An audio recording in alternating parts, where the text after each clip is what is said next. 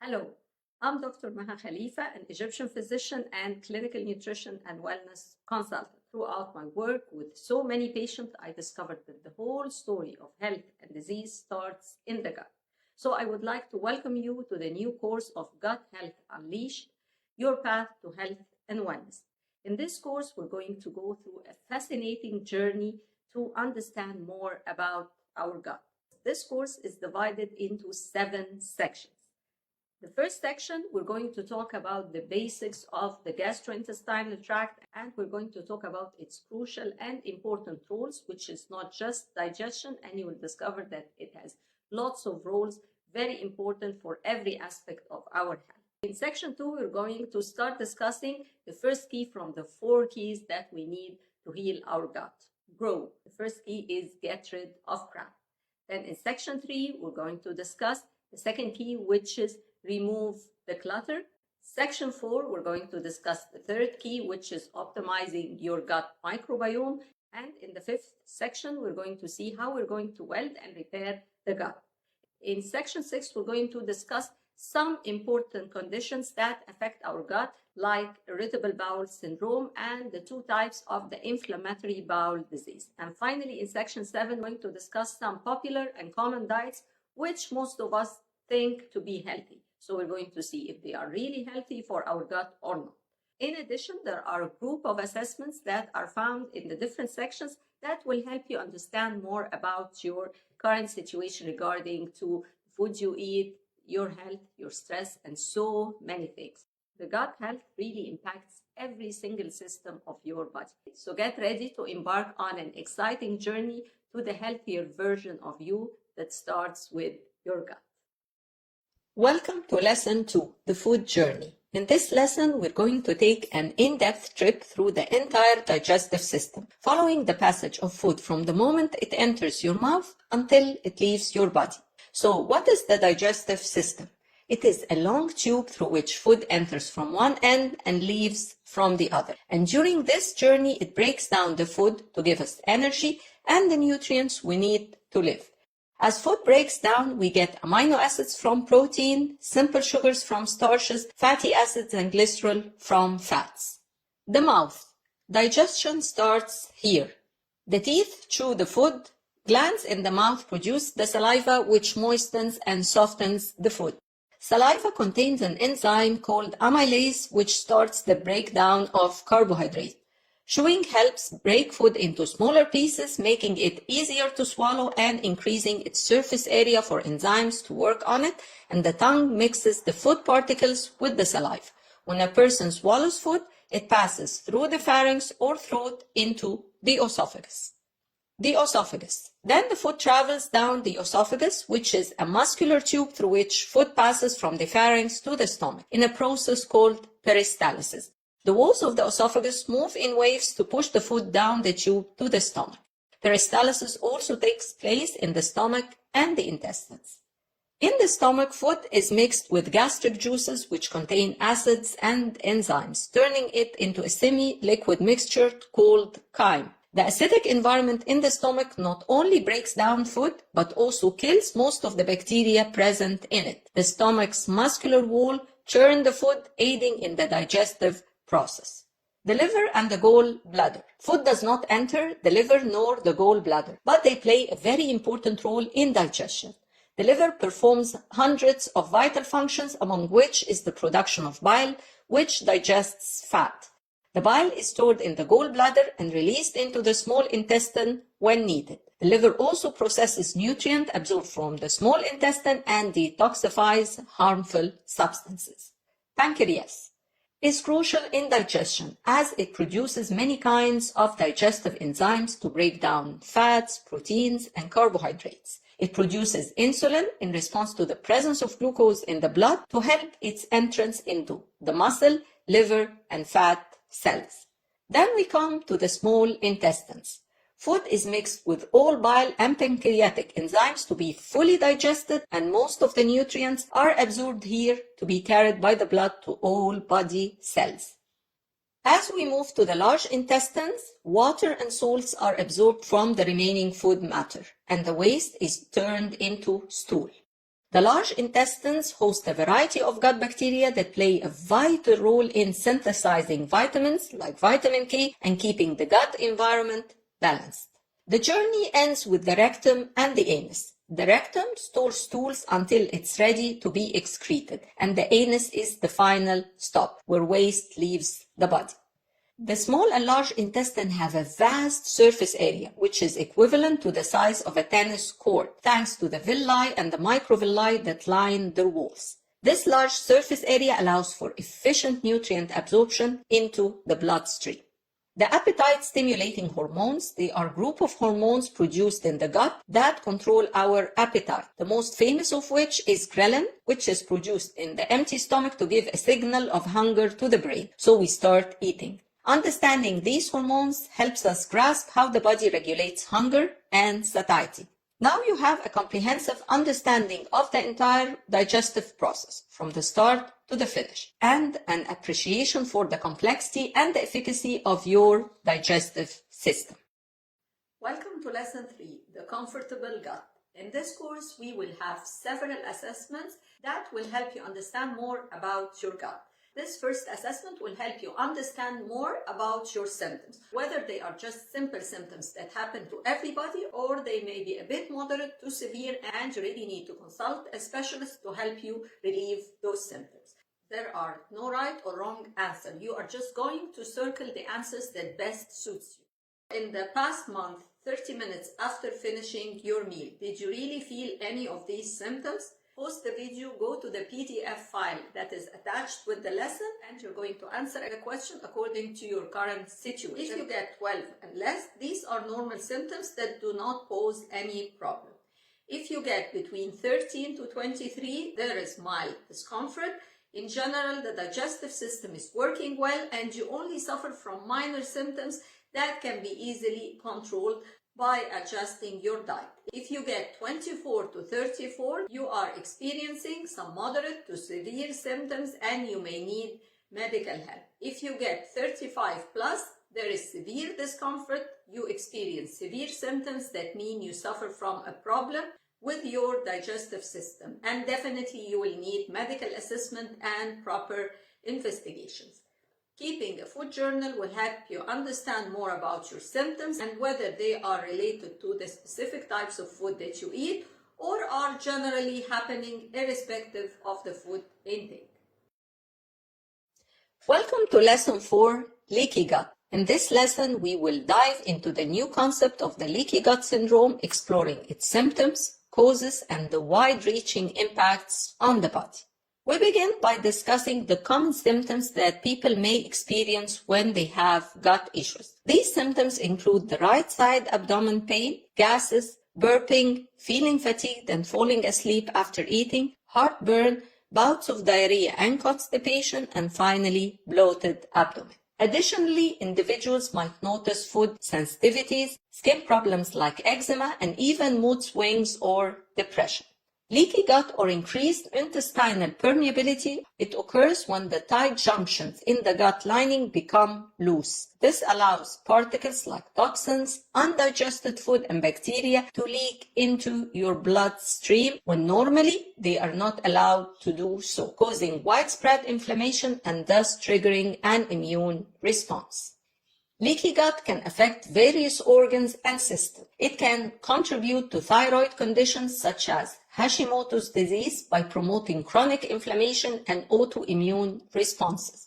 Leaky gut is linked to brain fog, anxiety, depression, and other cognitive issues due to systemic inflammation and the gut-brain axis. Chronic inflammation from the leaky gut can lead to repeated sinus infections and oral health issues. It can cause or exacerbate joint pain and medical conditions such as rheumatoid arthritis and fibromyalgia through the ongoing inflammation. Symptoms like irritable bowel syndrome and other colon-related disorders can stem from the leaky gut. It also impacts the adrenal function, leading to chronic fatigue and hormonal imbalances due to the body's constant stress response. There are several factors that contribute to the development of leaky gut, and these include chronic stress, which affect the gut lining and overall digestive health, Conditions like diabetes, dyslipidemia, and some autoimmune diseases can damage the gut lining. Poor sleep quality adds more stress to your body, thus affecting your gut health and increases the intestinal permeability. Lack of essential nutrients like zinc, vitamin D, and omega-3 fatty acids can weaken the gut barrier. Excessive alcohol consumption can damage your gut lining and disrupt the microbiome.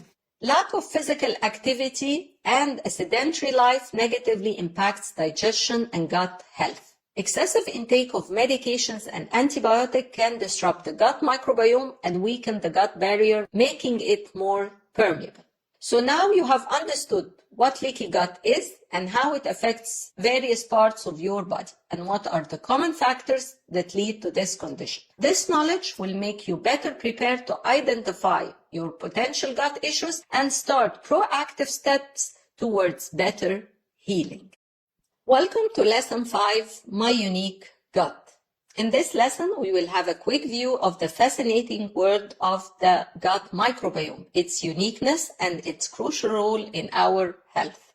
The microbiome is the collection of all microorganisms living in our body, and it is found in various places playing important roles. On the skin, fortifying immunity and giving each one of us a unique body scent. In vagina, maintaining an acidic pH, thus killing virulent microorganisms. Helps in mucus production in the nose and its antimicrobial effects, lubricating pulmonary tissue in our lungs, in the mouth and stomach, and in intestines, which is the most extensive and impactful of all. The human gut microbiome consists of trillions of microorganisms. The number is almost similar to all our body cells, and it includes bacteria, viruses, fungi, and other microbes.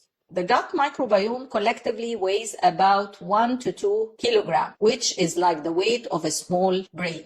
Each person's microbiome is unique, influenced by various factors like geographical distribution, mode of birth, infant feeding method, breast or bottle fed, genetics, diet, environment, age, and lifestyle. This uniqueness plays an important role in how our bodies respond to different surrounding factors. What you eat significantly influences your gut bacteria. Diet rich in fibers, fruits, vegetables, and fermented foods promote a healthy microbiome, while diets high in processed foods and sugars can harm it. Frequent use of antibiotics and certain medication can disrupt the balance of gut bacteria, leading to a less diverse microbiome. Factors such as stress, sleep quality, and physical activity also have an impact on the gut microbiome. Chronic stress and lack of sleep can negatively affect it, while regular exercise promotes a healthy balance. Where you live, your exposure to different microbes, and your interactions with pets and other people can shape your microbiome.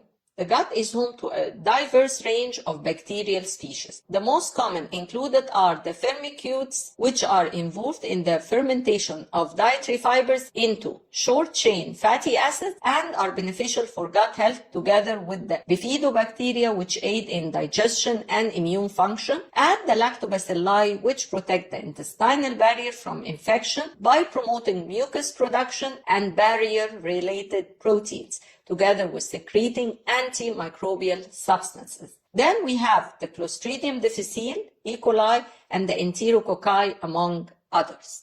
Eubiosis, this term describes a balanced and healthy gut microbiome where beneficial bacteria thrive, contributing to overall health. Dysbiosis, on the other hand, occurs when there is an imbalance in gut microbiome, characterized by a decrease in beneficial bacteria and an overgrowth of harmful bacteria. This can lead to various health issues, including digestive problems, immune dysfunction, and even mental health disorders. More details about your gut microbiome will be discussed in the coming lessons. Understanding about the gut microbiome has opened many closed doors to know more about our bodies. It is even said that most of the future medical care therapies will be based mainly on the microbiome. Welcome to Lesson 6, the gut-brain axis, where we will be exploring this interesting connection between the gut and the brain and uncover why we often say, trust your gut. The saying, trust your gut, isn't just a figure of speech. There is scientific evidence behind it. The gut-brain axis is a bidirectional communication network that links your gastrointestinal tract to your brain, demonstrating that your gut health has a direct impact on your mental and emotional well-being.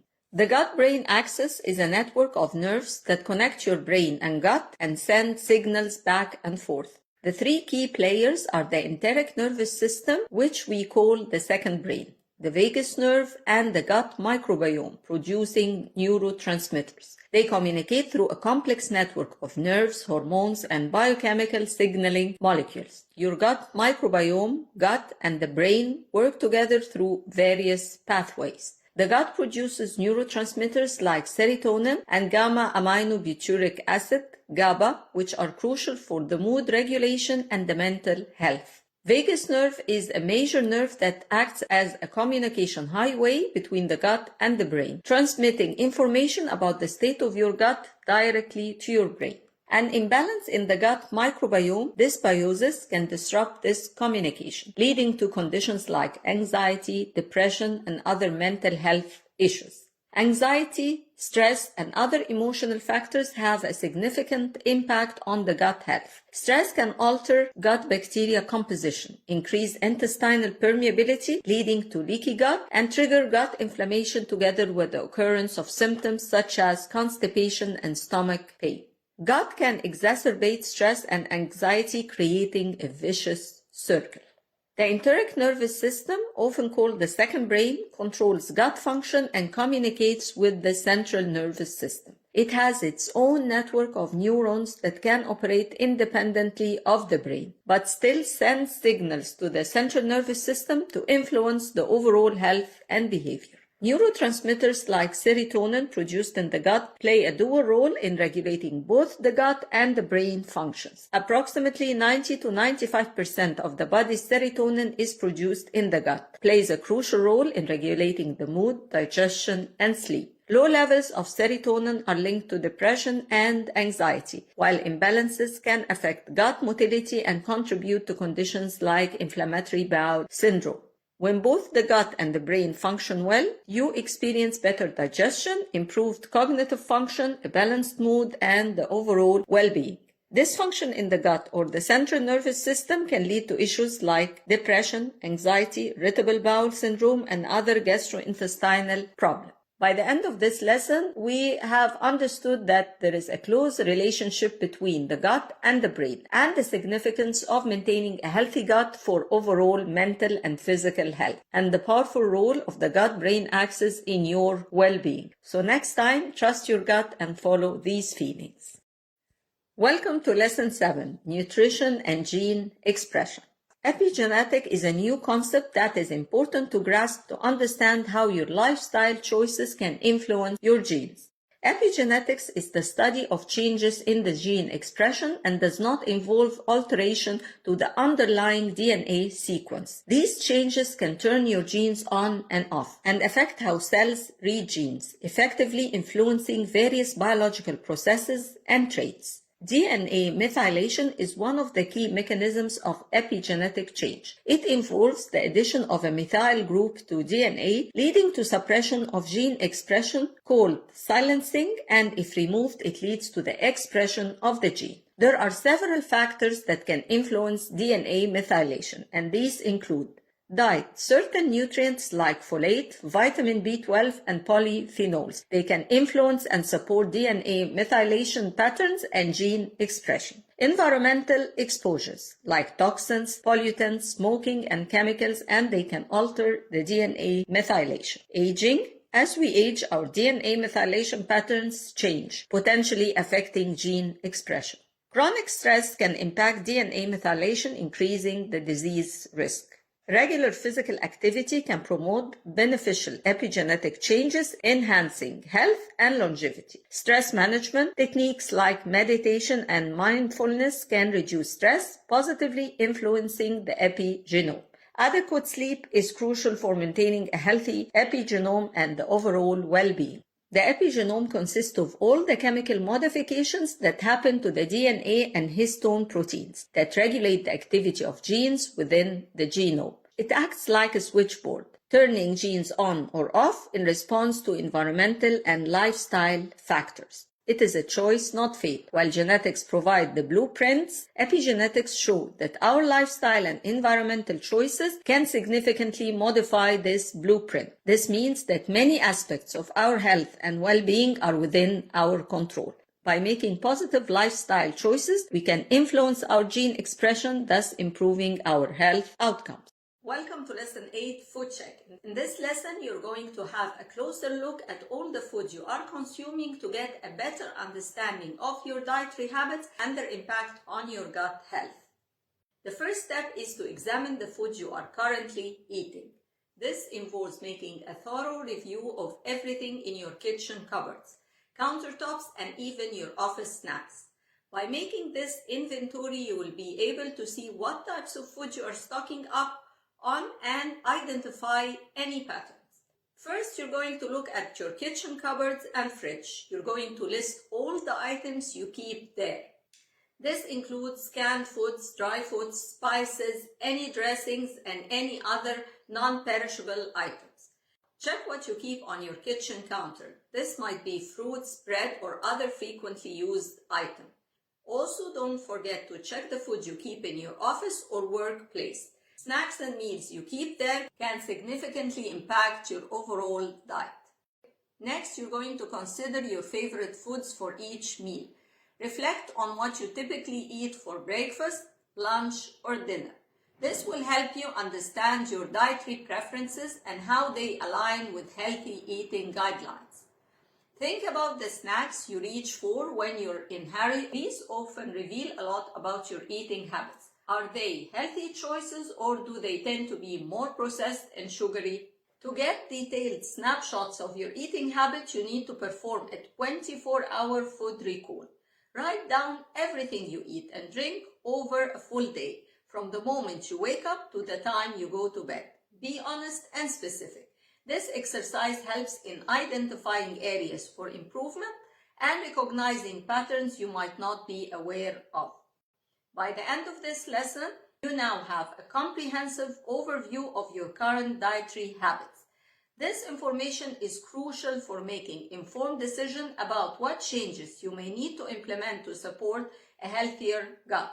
Understanding your food choices is the first step towards a balanced diet that nurtures your gut and your overall well-being. Welcome to Lesson 9, Keys to Gut Repair. Today, we will reveal the essential steps to take care of your gut health using the acronym GROW, G-R-O-W, which represents the 4 keys to effective gut repair.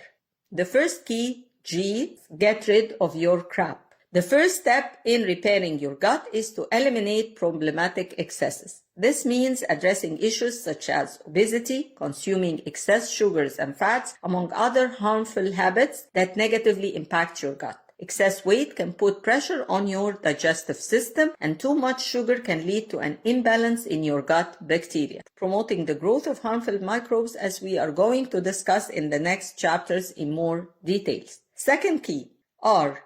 Replace your LESS. Replace your less. Next, we will focus on the concept of LESS, which stands for L. Losses from your digestive system as food passes along. E. Excessive intake of processed junk food high in fats and sugar. S. Sedentary lifestyle that hinders your digestive processes. S. Sleep deprivation that disrupts your gut health. We will dive into each of these areas and discuss how you can replace them with healthier alternatives, such as adjusting and managing the losses that take place from your GIT, the intake of nutrient-dense food, stress management techniques, regular physical activity, and better sleep hygiene. Third key, O, optimize your gut. To optimize your gut, we will thoroughly cover the importance of the microbiome. A balanced and diverse gut microbiome is crucial for digestion, nutrient absorption, and the overall health. We will discuss strategies to enhance your gut microbiome, including the consumption of prebiotics, probiotics, and fermented food, as well as lifestyle changes that promote microbial diversity. The fourth key, W, weld and repair.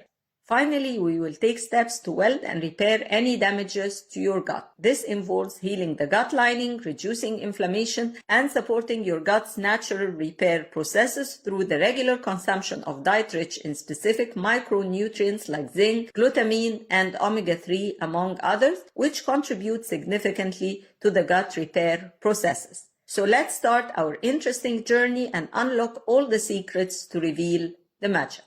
Welcome to section 2, in which we will discuss the first key for your gut healing. And we will start by lesson 10, what are your problematic excesses? We will break down the sentence, end overeating stress and gain a miraculous experience. And these are your problematic excesses. We will explore each aspect in detail. These problematic excesses can negatively impact your gut health and your overall well-being. Eating a lot from problem foods such as too much fat, especially trans and saturated fat, or too much sugar can lead to a variety of health problems, including obesity, heart disease, and digestive issues due to the disruption of gut microbiome, which is known as dysbiosis. Obesity is another problematic excess of fat. It is a significant risk factor for numerous health conditions, including type 2 diabetes, cardiovascular diseases, and certain cancers. Excess body weight puts additional pressure on your digestive system, leading to issues like acid reflux, gallstones, and fatty liver disease. Maintaining a healthy weight through balanced eating and regular physical activity is crucial for gut health and the overall wellness.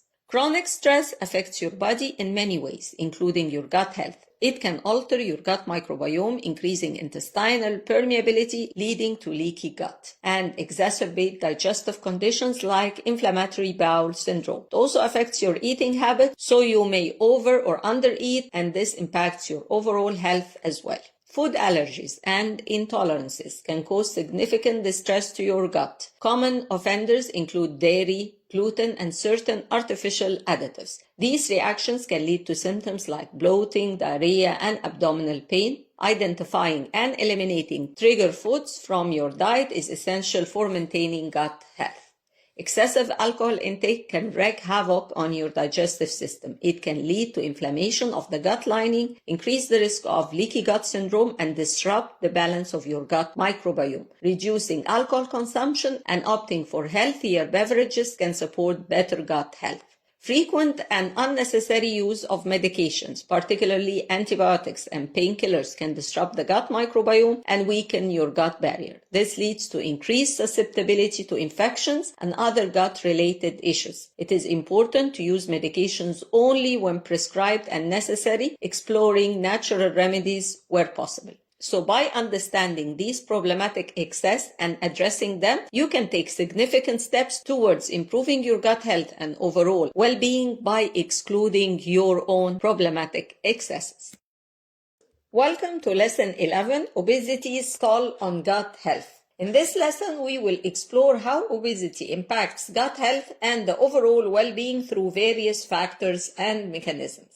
Body mass index, BMI, is a measure used to assess whether a person has a healthy body weight for a given height or not. It is calculated by dividing a person's weight in kilograms by the square of their height in meters. So it's kilogram per meter squared. A BMI of 25 to 29.99 is classified as overweight, and a BMI of 30 and higher is classified as obese. While BMI is a useful screening tool, it doesn't consider muscle mass, bone density, and other factors, and for that reason, it's not an accurate measure to use with athletes, pregnant females, children, and elderly. Waist circumference is a critical measure for assessing the risk of obesity-related diseases. Excess abdominal fat is associated with a higher risk of cardiovascular diseases, type 2 diabetes, and metabolic syndrome. A waist measurement of over 40 inches, 102 centimeters for men, and 35 inches, 88 centimeters for women indicates a higher risk of these conditions. Obesity often results from consuming more calories than the body needs, leading to excess energy being stored as fat. Understanding caloric intake and making mindful dietary choices are essential for managing and preventing obesity. An obesogenic environment is one that promotes gaining weight and discourages physical activity. This includes the availability of high-calorie, poor nutrient foods, limited access to safe places for physical activity, and the societal norms that support unhealthy eating and sedentary lifestyles. Addressing these environmental factors is crucial for tackling obesity at a population level. Several factors contribute to obesity, including the genetic predisposition, hormonal imbalances, metabolic factors, and behavioral and lifestyle choices. Poor diet, lack of physical activity, stress, and inadequate sleep all play significant roles in the development and maintenance of obesity. As fat cells, adipocytes store more fats, they increase in size, thus triggering an inflammatory response. Enlarged adipocytes produce pro-inflammatory cytokines, which contribute to chronic low-grade inflammation throughout the body. This inflammation caused by obesity, together with living a sedentary lifestyle, can affect various organs and systems, causing insulin resistance, type 2 diabetes, atherosclerosis, and dyslipidemia. Chronic low-grade inflammation associated with obesity can also disrupt the gut microbiome, leading to dysbiosis, which is an imbalance in the microbial population. Dysbiosis can further exacerbate inflammation and contribute to the development of various chronic diseases such as type 2 diabetes, cardiovascular diseases, and certain cancers. Dysbiosis has been linked to the progression of multiple chronic conditions. An imbalanced gut microbiome can impair nutrient absorption, weaken the immune system, and promote systemic inflammation, all of which contribute to the onset and the severity of chronic diseases. Obesity increases the risk of gastroesophageal reflux disease, GERD, by putting extra pressure on the stomach and the lower esophageal sphincter. This pressure can cause stomach acid to flow back into the esophagus, leading to symptoms like heartburn, chest pain, and difficulty swallowing. Metabolic syndrome is a cluster of conditions that usually occur together, increasing the risk of heart disease, stroke, and type 2 diabetes. These conditions include increased blood pressure, high blood sugar levels, excess body fat around the waist, and abnormal cholesterol or triglyceride levels. Obesity is a significant risk factor for developing metabolic syndrome. As you see, obesity can contribute to poor gut health, and it is time to start thinking about real steps to manage your body weight if you are obese or overweight, and to adopt healthier lifestyle even if you are of normal weight, to prevent any future weight problems. Welcome to Lesson 12, the stressed gut. This is one of the lessons in which we will assess whether you are stressed or not, and the impact of this stress on your eating habits. Remember, there are no right or wrong answers. Just circle the answer that best suits your situation. There are 3 assessments in this lesson. Assessment 1 is to assess whether you are generally stressed in life or not. You have 12 questions about your feelings and reactions to different things that happened in your life in the past month. Circle your answers and calculate the total number of yes you got. Now pause the video, answer the assessments, then come back to know your results. Results for assessment 1. If the total yes answers above 4, consider asking for the help of a specialist to deal with the problems you are facing and cannot cope with. Assessment 2 is to evaluate your comfort eating habits, having 10 questions and having a scale of never, rarely, sometimes, often, and always. Circle your answers and calculate your total. Now pause the video, answer the assessments, then come back to know your results. Scores for assessment 2. If you get 10 to 22, you can control what you eat well, even in the times of stress. 23 to 35, you can control what you eat to some extent, but watch out for the lack of essential micronutrients as you are eating excess sugars and fats. If you get 36 and more, you cannot control your appetite for sugars and fats with stress, and you may need the help of a specialist to deal with your emotional eating problem to stay healthy. Assessment 3 has 2 parts, A and B, to evaluate the over or under eating habits. Circle your answers answers for each and count how many yeses you got in each part and compare the answers for 3A and 3B. Which one is more? Now pause the video, answer the assessments, then come back to know your results. Assessment 3A and 3B combined answers. If A is more than B, you tend to eat more when you're stressed. If B is more than A, you tend to eat less when you're stressed. And if A and B are equal, you don't have a specific eating pattern when stressed. Welcome to Lesson 13, Stress and Eating Patterns.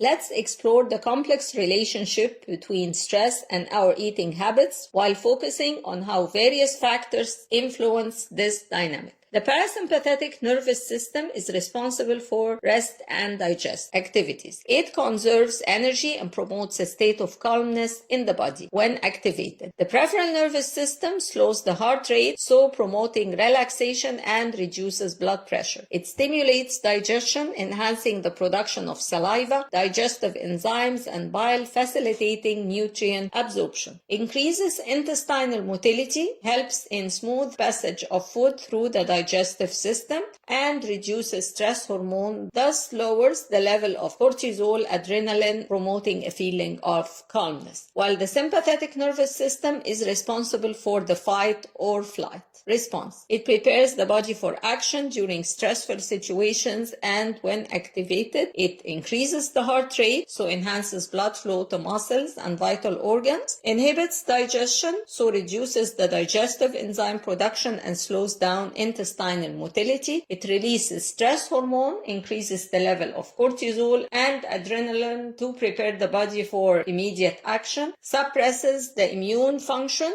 diverts energy away from long-term processes like immune response. The gut-brain axis is a bidirectional communication system linking the gut and the brain through neural, hormonal, and immune pathways. The vagus nerve plays a crucial role in this connection, transmitting signals between the gut and the brain. The diurnal rhythm refers to the natural daily cycles of biological activities in the body, influenced by the light-dark cycle. Melatonin levels rise in the evening to prepare the body for sleep and decrease in the morning, while cortisol, which is known as stress hormone, its level peaks in the early morning to help wake the body and decrease throughout the day. Cortisol helps regulate various functions, including metabolism, increasing blood sugar level, increased blood pressure, increased concentration, and mental sharpness, decrease the sensitivity to pain, regulate the immune response together with stress management. However, chronic stress can lead to prolonged elevated cortisol levels, resulting in weight gain, particularly around the abdomen, due to increased fat storage, digestive issues due to reduced gut motility, and increased gut permeability and immune suppression, thus a decreased ability to fight infections and increased inflammation. Eustress is the positive stress that motivates and enhances performance, while distress is a negative stress that overwhelms and hinders performance, leading to physical and emotional issues. Difference between cortisol secretion normally and in chronic stress. Normal cortisol secretion follows a diurnal pattern with high levels in the morning and lower levels at night, while chronic stress leads to constantly elevated cortisol level, disrupting the normal diurnal cortisol rhythm and causing prolonged stress responses. There are numerous factors that contribute to continuous chronic stress, such as work pressure and long working hours, deadlines, financial concerns, FOMO, fear of missing out, rapid life rhythm, personal relationships, health issues, lack of sleep, addiction to social media, unrealistic expectations, and endless to-do lists, among many others. When stressed, you have weaker control on your thoughts, emotions, and behaviors. Chronic stress increases the motivation to eat, particularly high-calorie comfort foods to cope with stress. This leads to cravings, overeating, and unhealthy eating patterns. Chronic stress predisposes people to new poor habitual eating behaviors, such as snacking frequently and consuming large portions of food, especially high in sugar and fats. These habits can become ingrained and difficult to change over time. Chronic stress also affects the brain's reward center, making it more sensitive to high-calorie foods. This can lead to cravings for sweets and fatty foods, which provide a temporary sense of relief but can contribute to poor health in the long term.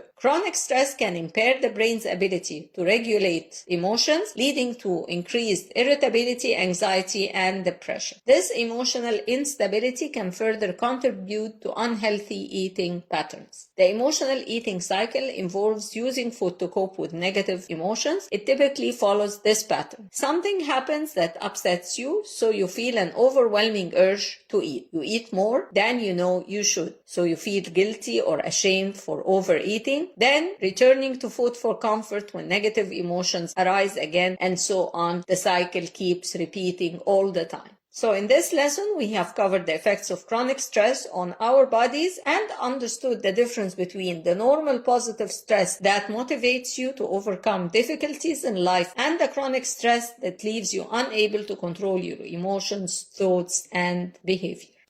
Welcome to lesson 14, Eating Problem Foods Evaluation. In this lesson, you will assess your intake of both added sugar and the foods that have trans and saturated fat. Remember, as we said, there are no right or wrong answers. You're going just to circle what you actually do.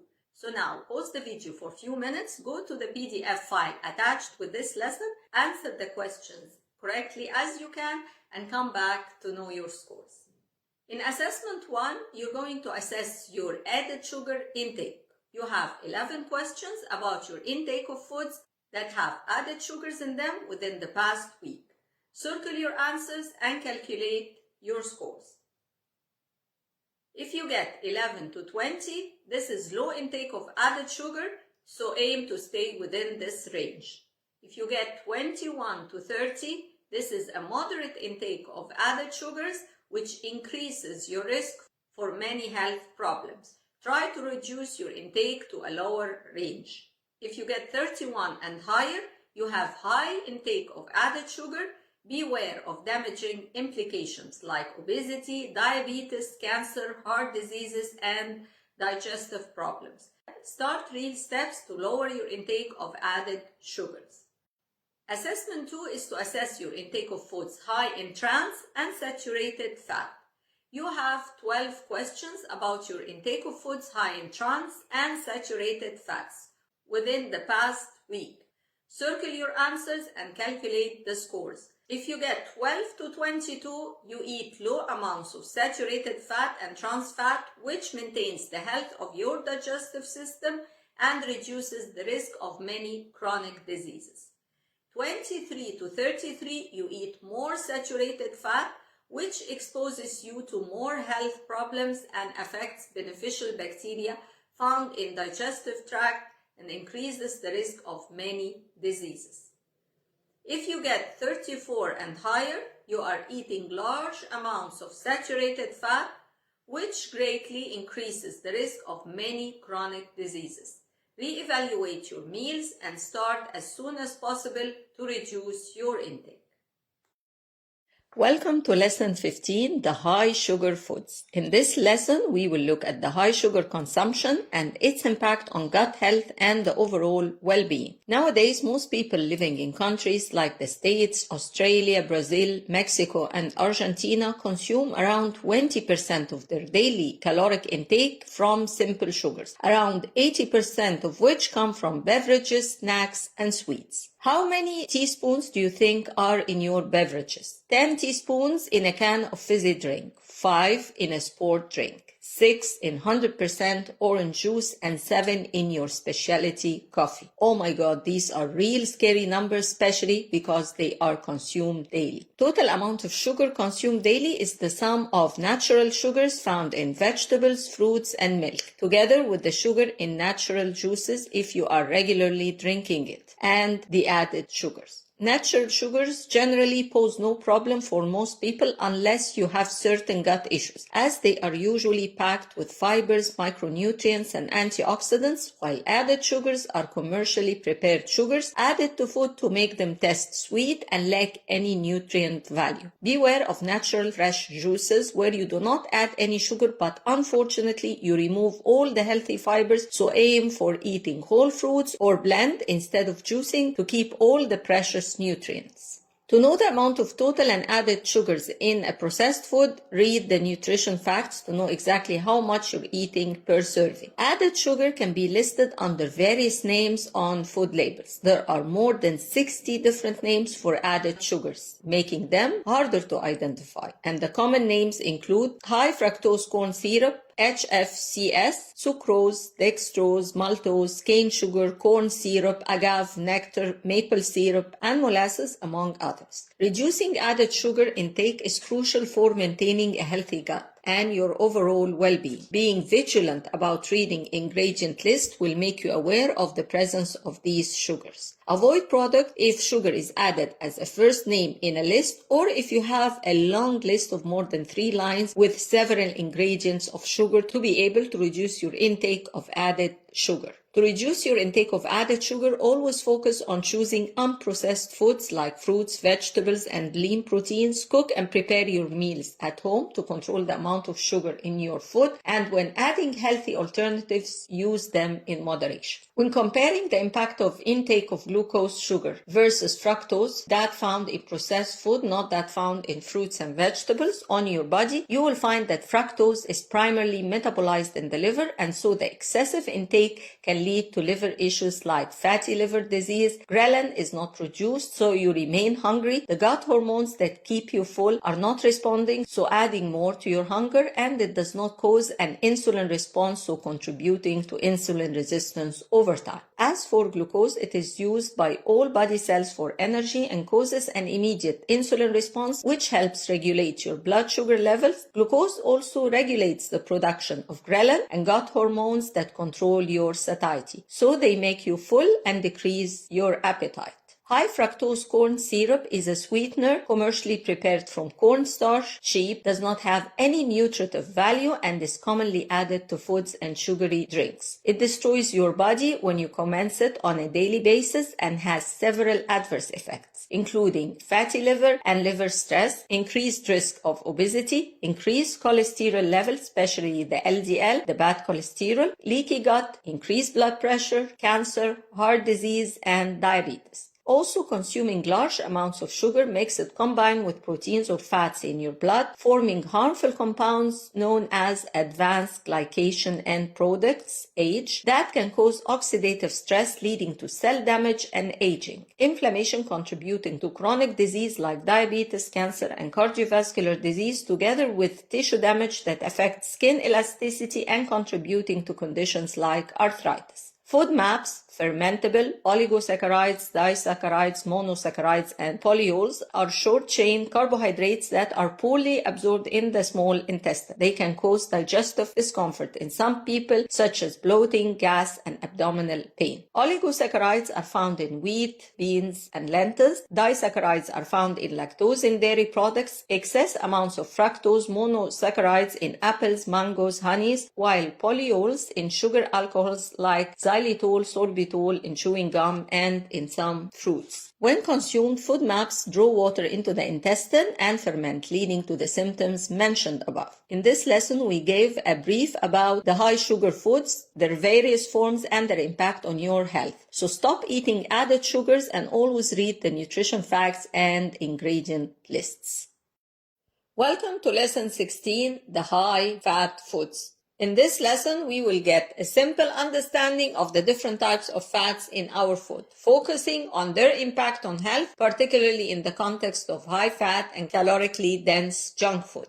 Normally, there are 3 types of fats in our food. Saturated fats, which are solid at room temperature and are found in animal products like meat, butter, and cheese, as well as tropical oils like coconut oil and palm oil. The high intake of these fats daily can raise your LDL, which is your bad cholesterol levels in blood, increasing the risk of heart disease and stroke. However, some saturated fats can be part of a balanced diet when consumed in moderation. Unsaturated fats, they have 2 types, which are mono and polyunsaturated fats. And these are generally found in olive oil, avocados, nuts, seeds, fatty fish like salmon, mackerel, tuna, flax seeds, and walnuts. These are healthy and can help reduce LDL, beneficial for heart health, support brain function, and cell growth, especially omega-3 and 6 fatty acids.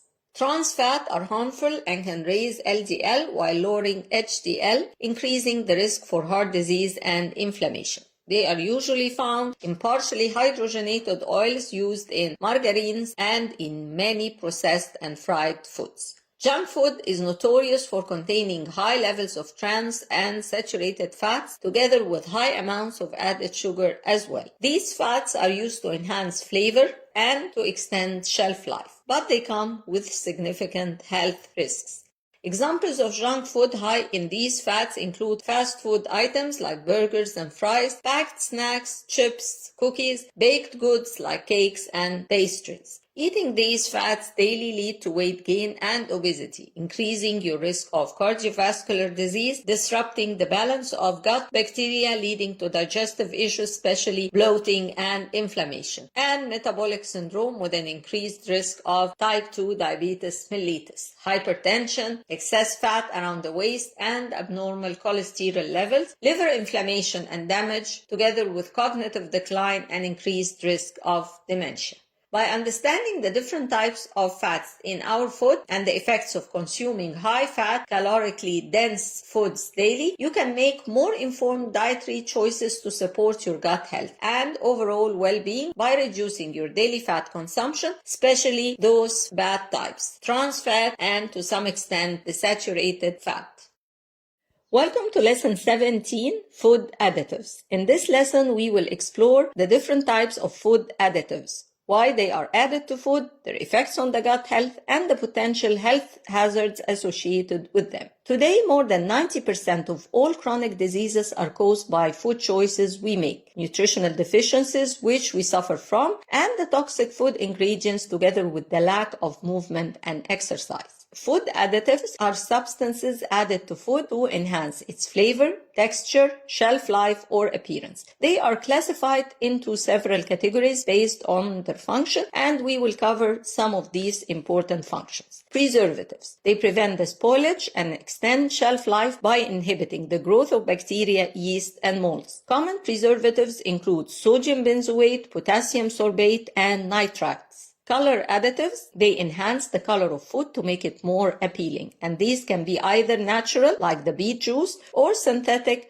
like tartrazine. Flavor enhancers, they improve the taste and the aroma of food. Examples include monosodium glutamate, MSG, and hydrolyzed vegetable proteins. Sweeteners, they provide sweetness without the calories of sugar, and these include artificial sweeteners like aspartame, sucralose, and natural sweeteners like stevia. Emulsifiers, they help mix ingredients that usually do not blend well, like oil and water. Examples include lecithin, mono and diglycerides. Thickeners and stabilizers, they improve the texture and consistency of food. Common thickeners include pectin, guar gum, and xanthan gum.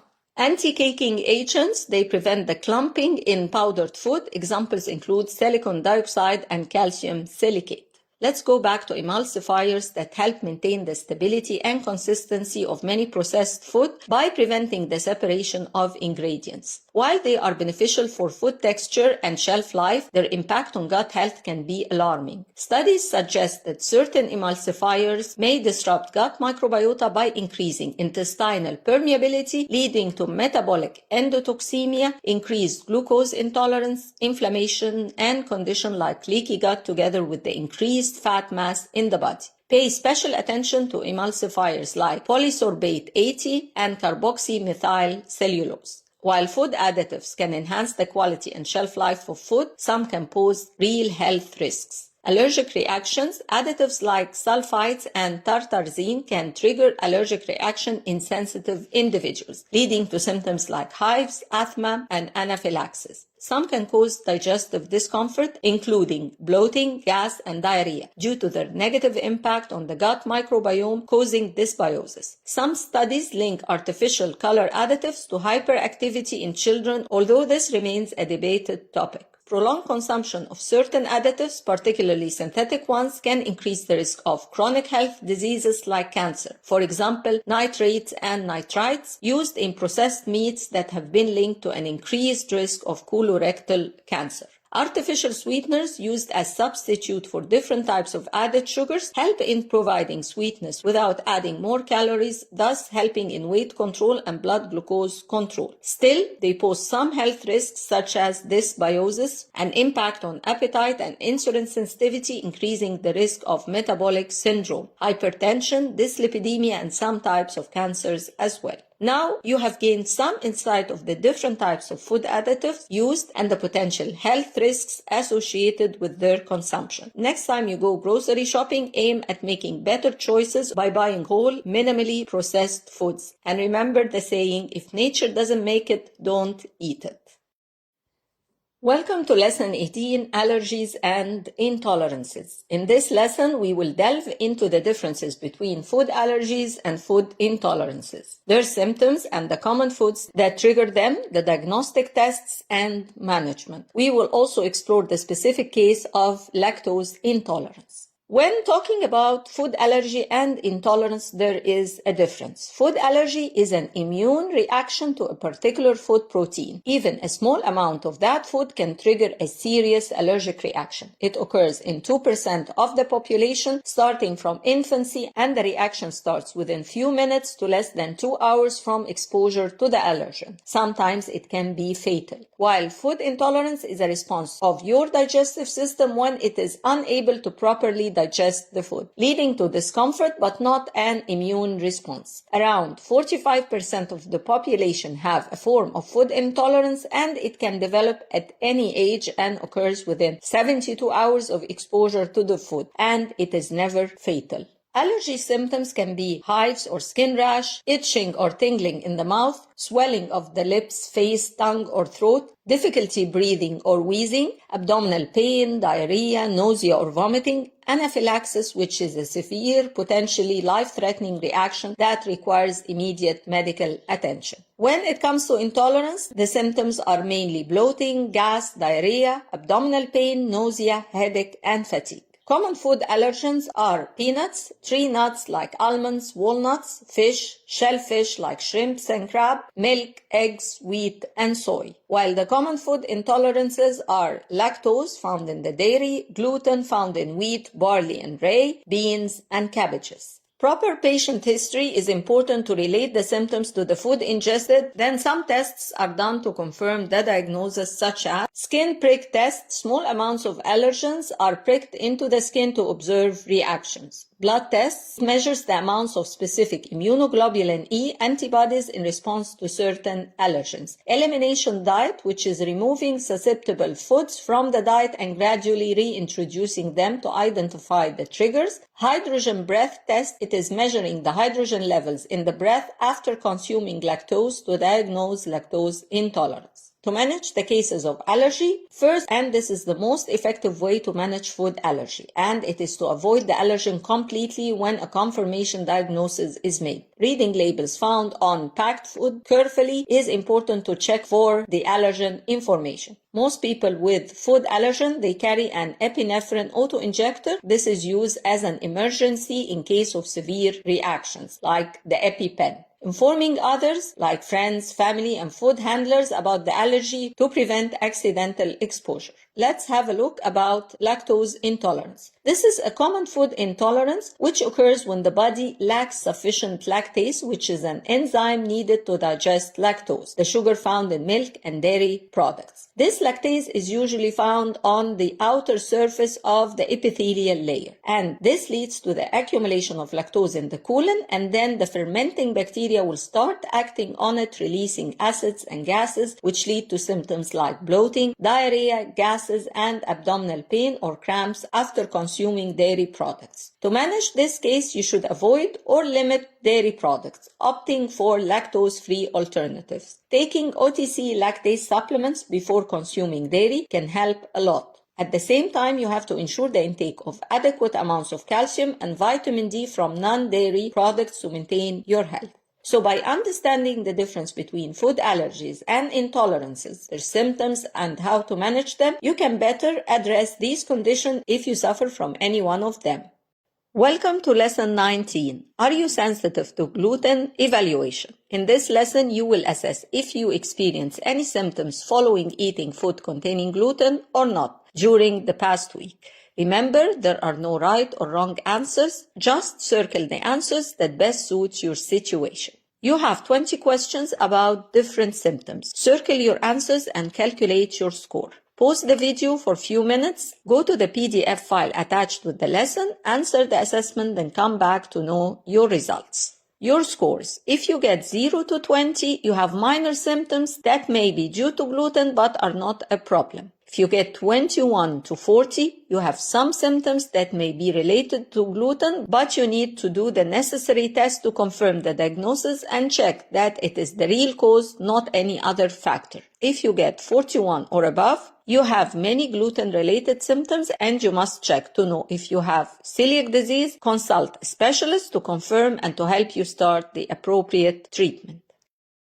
Welcome to lesson 20, the gluten story. In this lesson, we will explore the impact of gluten on health, including risk factors, what happens in your intestines, symptoms, diagnosis, and the difference between gluten intolerance and celiac disease, and the foods you have to avoid.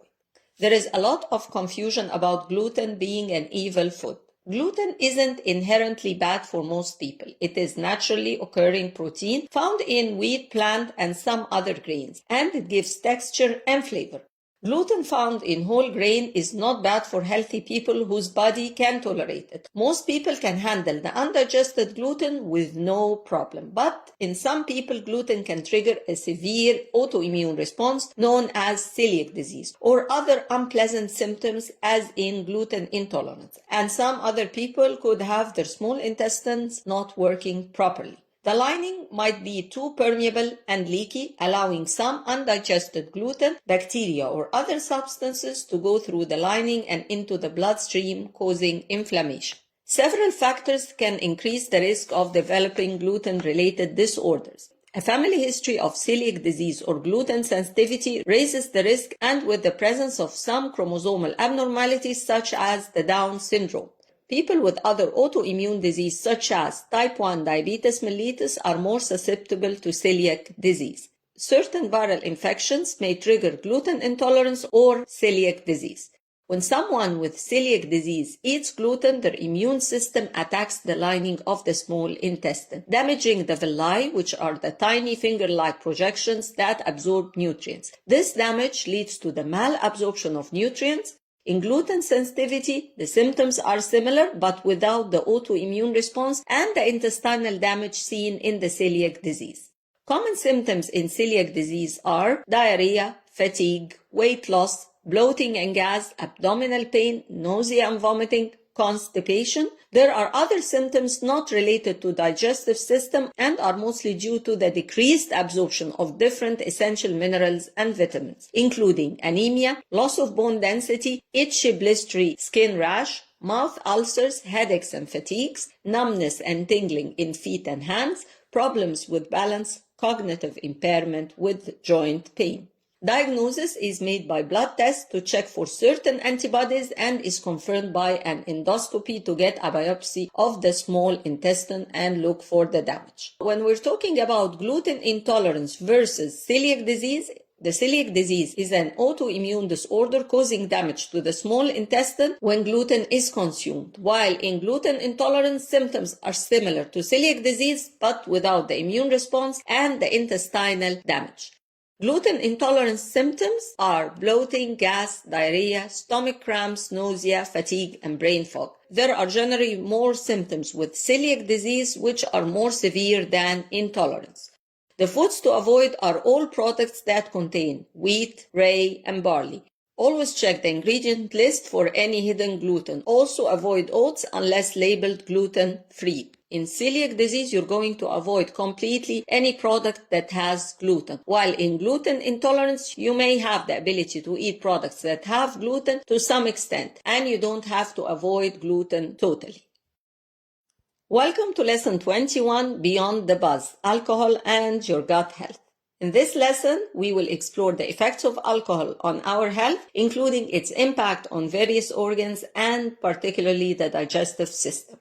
1 unit of alcohol is equivalent to 10 milliliter of pure alcohol. Some common examples of 1 unit. A single small shot of spirits, 25 milliliters, they have 40% alcohol. A standard glass of wine, which is 76 milliliters, and it contains 12% alcohol. A standard glass of beer, it is 218 milliliters, and it has 4.5% alcohol. To minimize health risks, men are advised not to drink more than 14 units per week and women 10 units per week. It is best to spread this amount over 3 or more days, to have several drink-free days each week and minimize the negative effects.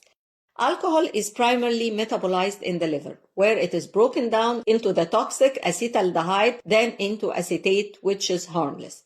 The liver can process about 1 unit of alcohol per hour, but this rate can vary based on factors such as gender, age, and weight. Alcohol consumption increases the risk of at least 7 types of cancer, such as mouth, throat, larynx, esophagus, liver, breast, and bowel. 3 organs are massively affected by alcohol, which are the brain, as it impairs judgment, coordination, and memory. Long-term can lead to cognitive decline and mental health issues. The liver, chronic use causes fatty liver, alcoholic hepatitis, and cirrhosis, leading to liver damage and failure. And the heart, excessive drinking can result in high blood pressure, irregular heartbeats known as arrhythmias, cardiomyopathy, and an increased risk of heart disease and stroke. In addition to the above-mentioned effect, alcohol intake can cause blood sugar spikes, stomach inflammation, and weakened immunity. In general, alcohol intake affects your digestive system in 5 ways. It interferes and decreases the nutrient absorption. It increases heartburn, compromises the stomach lining, increases the risk of pancreatitis, which is inflammation of the pancreas, and finally leads to gut microbiome disruption, contributing to leaky gut syndrome, and contributes to conditions such as irritable bowel syndrome and inflammatory bowel disease. Many celebrities had problems with alcohol, and many had important quotes on alcohol. Naomi Campbell said, "Not drinking makes me a lot happier." While Jim Carrey said, "I'm very serious about no alcohol, no drugs. Life is too beautiful." In the book The Great Gatsby, first you take a drink, then the drink takes a drink, then the drink takes you. Ringo Starr once said, "That's all drugs and alcohol do. They cut off your emotions in the end." While Tennessee Williams said, "Life is important. There is nothing to hold on to. A man that drinks is throwing his life away. Don't do it. Hold on to your life. There is nothing else to hold on to." By understanding the effects of alcohol on your body and gut health, it is essential to make informed decisions about your drinking habits. By limiting or moderating alcohol intake, you can protect your gut health and the overall well-being. Stay safe and enjoy a healthier, sober lifestyle. Welcome to Lesson 22, Medications and Gut, a Cautionary Tale. In this lesson, we will understand the effects of some medications on gut health, including their potential risks and better practices for use.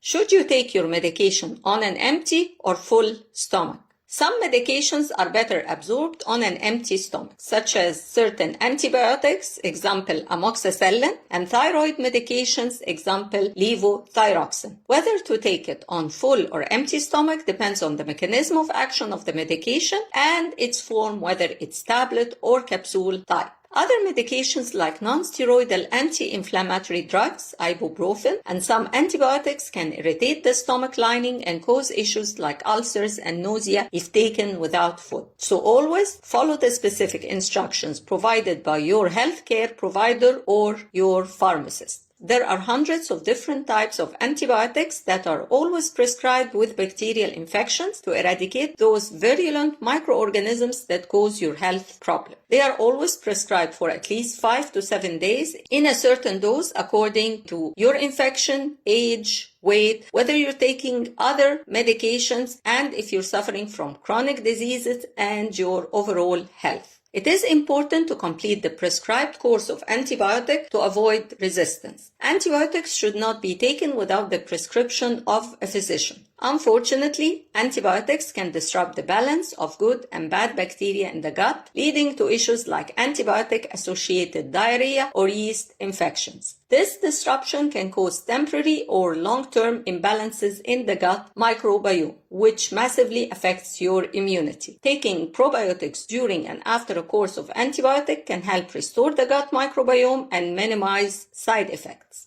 Non-steroidal anti-inflammatory drugs like ibuprofen, naproxen, and aspirin can cause stomach irritation, ulcers, and gastrointestinal bleeding. Taking these medications with food can help reduce these risks. Always use these medications with caution, and it is advisable to consult a healthcare provider for their long-term use. Proton pump inhibitors are prescribed to relieve heartburn. They reduce gastric acid secretion, and this affects the pH levels, compromising the gastric acid barrier, allowing exogenous bacteria to enter the intestine more easily. This also allows more growth for Helicobacter pylori. Through different mechanisms, reduced gastric pH disrupts the intestinal flora by interfering with the metabolism of calcium and phosphorus in the digestive tract. Proton pump inhibitors affect gastrointestinal tract, causing a wide range of digestive diseases such as functional dyspepsia, inflammatory bowel disease, lower GIT bleeding, and numerous infectious diseases by Clostridium difficile in the gut and biliary system, and nutrient deficiency, especially of vitamin B12 and magnesium. Proton pump inhibitors should be used as prescribed and not overused.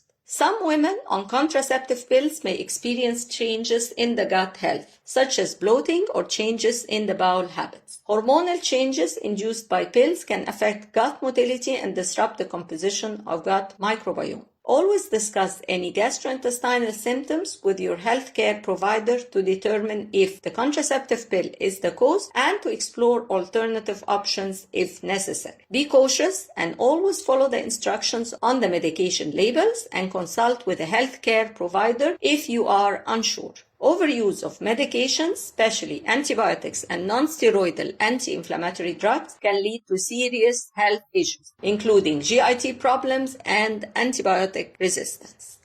Now it is section 3, and we will start by lesson 23, and it's time to replace. In this section, we're going to discuss our second key for healing of your gut. And here we are going to identify your LESS to start replacing and to continue your steps for a healthier self and making the necessary modification step by step. Are you ready? So let's go and continue our journey.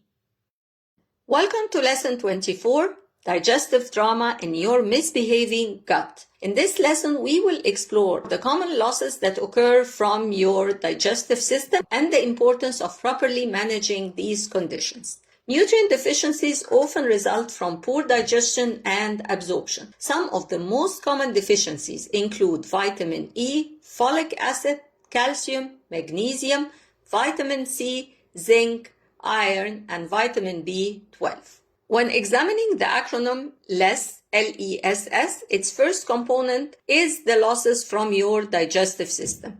And this happens in the mouth, stomach, or intestines, including with them the effects from pancreas, liver, and gallbladder, as we are going to see. Starting with your mouth, poor dietary choices are an important element in making you lose the chance to supply your body with the different nutrient it needs. Another point is proper chewing of your food, which is crucial for the overall health and carries many benefits such as tension relief, regulation of food intake, heightened taste, maintaining teeth health, better digestion, and the optimal absorption of nutrients. For better chewing, start doing these steps. Don't eat while driving, watching TV, texting, etc. Choose high fiber foods like fruits and vegetables that take more time to chew. Set a timer for 20 to 30 minutes for each meal and don't get up from the table before that time. Put down your spoon and fork every few minutes and don't pick up the next morsel before you swallow the first if eating with hands. And happy chewing. Then we are in the stomach, your acid factory. Stomach acid has major functions and is essential for breaking down proteins, activating digestive enzymes, and killing most harmful bacteria. The low stomach acid can lead to poor digestion, several nutrient deficiencies, and an increased risk of infections. Its most common symptoms are bloating, gas, burping, nausea, especially when taking medications, heartburn, indigestion, and undigested food in stools. Also, there may be weak nail beds and decreased iron and vitamin B12 together with hair loss. GERD, or gastrointestinal reflux disease, is the backflow of stomach acid into the esophagus and may be caused by weak lower esophageal sphincter, hiatus hernia, obesity, smoking, eating large meals before sleeping, drinking a lot of caffeine drinks, spicy food, and with some medications as aspirin. Chronic GERD can lead to esophagitis, which is inflammation of the lower end of the esophagus, ulcers, and increased risk of esophageal cancer, together with sore throat, bad breath, tooth damage, nausea, and vomiting, together with difficulty swallowing. When suffering from GERD, totally avoid spicy foods, caffeine, alcohol, and fatty foods. Eat smaller meals, avoid lying down after eating, include alkaline foods like melons and banana in your diet. Also eat more lean protein, complex carbs, watery foods, vegetables, healthy fats, and high fiber foods. Losses from the small and large intestine may be due to several reasons, such as pancreatic insufficiency, or problems with bile production or storage, or intestinal disorders and infections. It may be due to surgical interventions and due to some chronic diseases or the intake of certain medications. Nutrients are primarily absorbed in the small intestine, while water and electrolytes are absorbed in the large intestine. Most micronutrients are absorbed in the intestines, such as folic acid, iron, zinc, calcium, vitamin B12, and soluble fat vitamins like A, D, E, and K. Pancreas produces enzymes that digest carbs, lipids, and proteins, and the pancreatic insufficiency leads to a variety of symptoms related to the malabsorption of all these important micro and macronutrients, such as diarrhea, weight loss, steatorrhea, which is fatty stools, abdominal pain, together with non-gastrointestinal symptoms due to the nutrient deficiencies, like fatigue, depression, night blindness, muscle cramps, joint pains, etc. The liver produces bile, which is stored in the gallbladder and released into the small intestine to emulsify fats for digestion. Gallstones may occur if the bile contains too much cholesterol or bilirubin, or if the gallbladder does not empty completely or often enough. Certain people are more likely to have gallstones than others because of the risk factors for gallstones, including obesity and consuming high saturated fat and simple sugars diet. Always aim for high fiber, less sugar, and saturated fat diets to maintain a healthy gallbladder. The most common intestinal disorders are inflammatory bowel disease and the irritable bowel syndrome, and we will discuss them in more details in the coming lessons. SIBO, or small intestinal bacterial overgrowth, is the excessive bacterial growth in the small intestine, leading to malabsorption, bloating, gas, nausea, and vomiting, and nutrient deficiencies and food tolerances. It commonly results when a circumstance such as surgery or disease slows the passage of food and waste product in the digestive system, creating a breeding ground for bacteria. Excess bacteria often cause diarrhea and may cause weight loss and malnutrition. Bariatric surgeries such as gastric bypass can lead to an increased risk of nutrient malabsorption due to the change in the normal anatomy and physiology of the digestive tract. Always consult with your physician to properly diagnose and manage any digestive issues. Tailored medical advice and treatment plans are crucial for addressing any specific condition and maintaining an optimal gut health. Welcome to Lesson 25, From Junk to Joy, Transforming Your Diet. In this lesson, it is time to replace your crappy processed foods with whole, natural, healthy foods by making healthier choices. Processed foods often contain added sugars, unhealthy fats, and many artificial ingredients that can harm your gut health and the overall well-being. Switching to whole natural foods can provide the nutrients your body needs and support a healthy gut.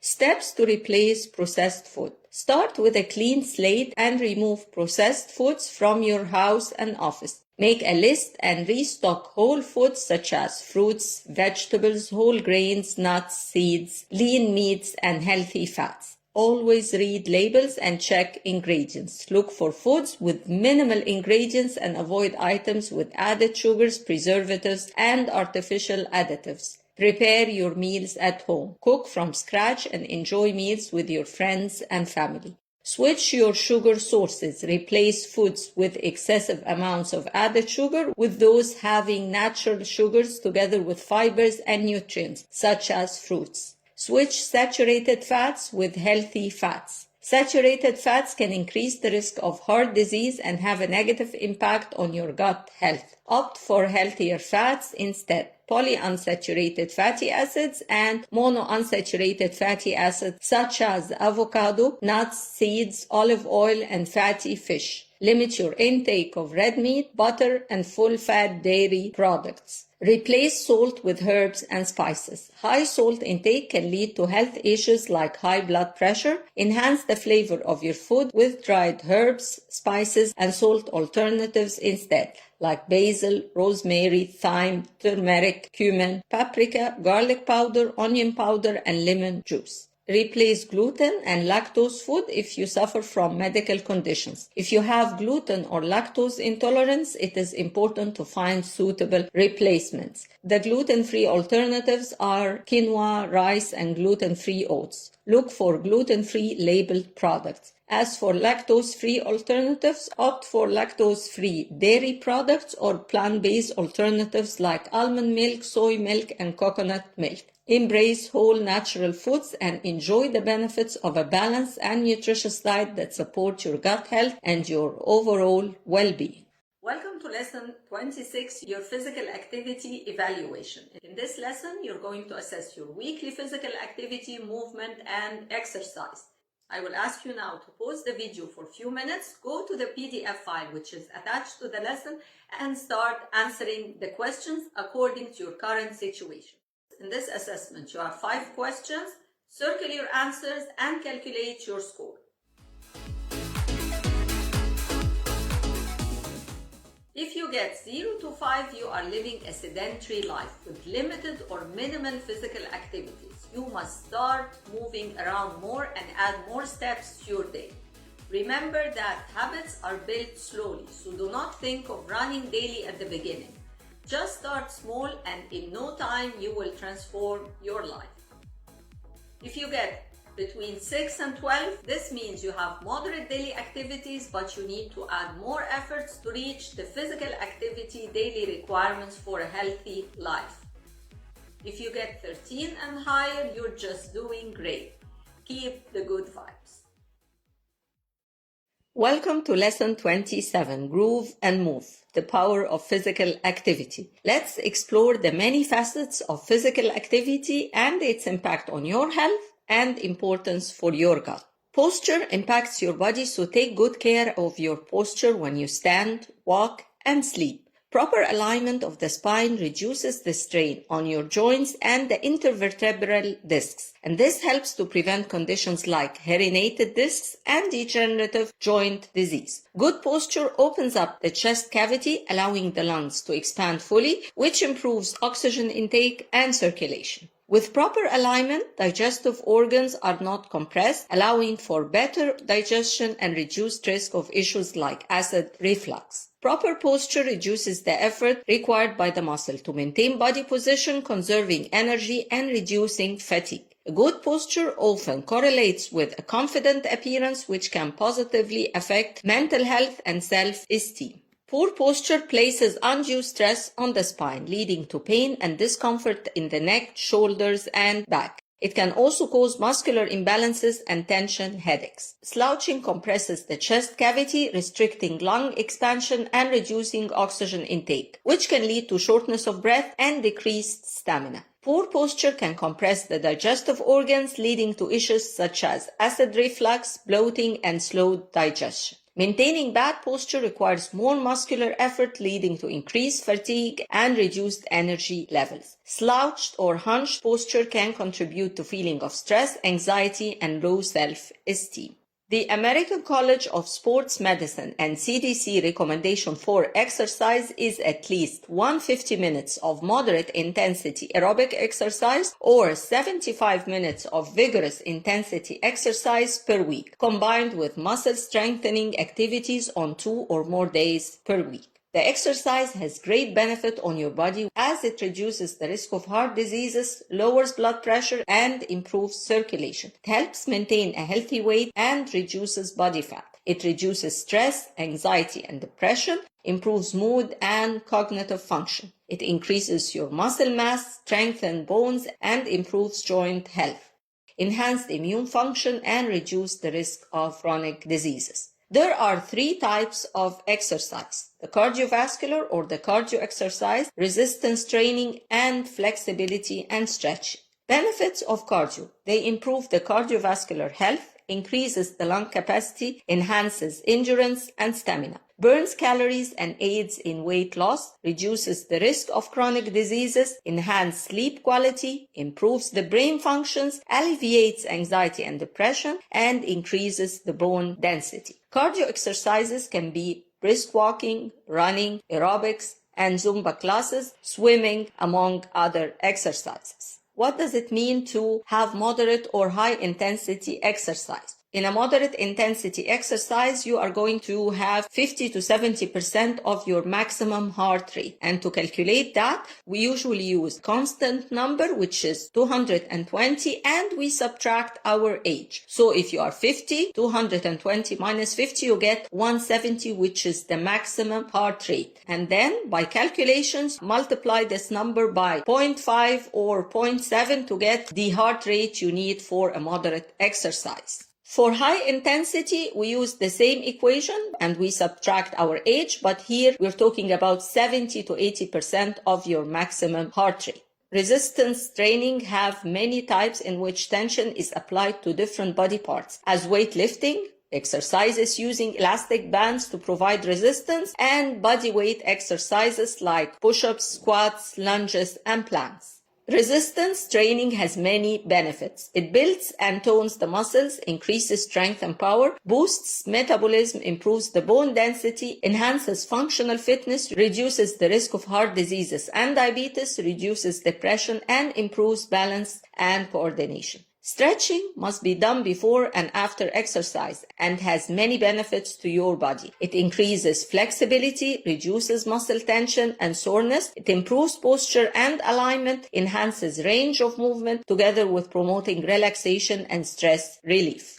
The important question here: does exercise affect your gut health? The relationship between exercise intensity and gut health can be presented on this graph, showing that moderate intensity exercises tend to have the most beneficial effects on your gut.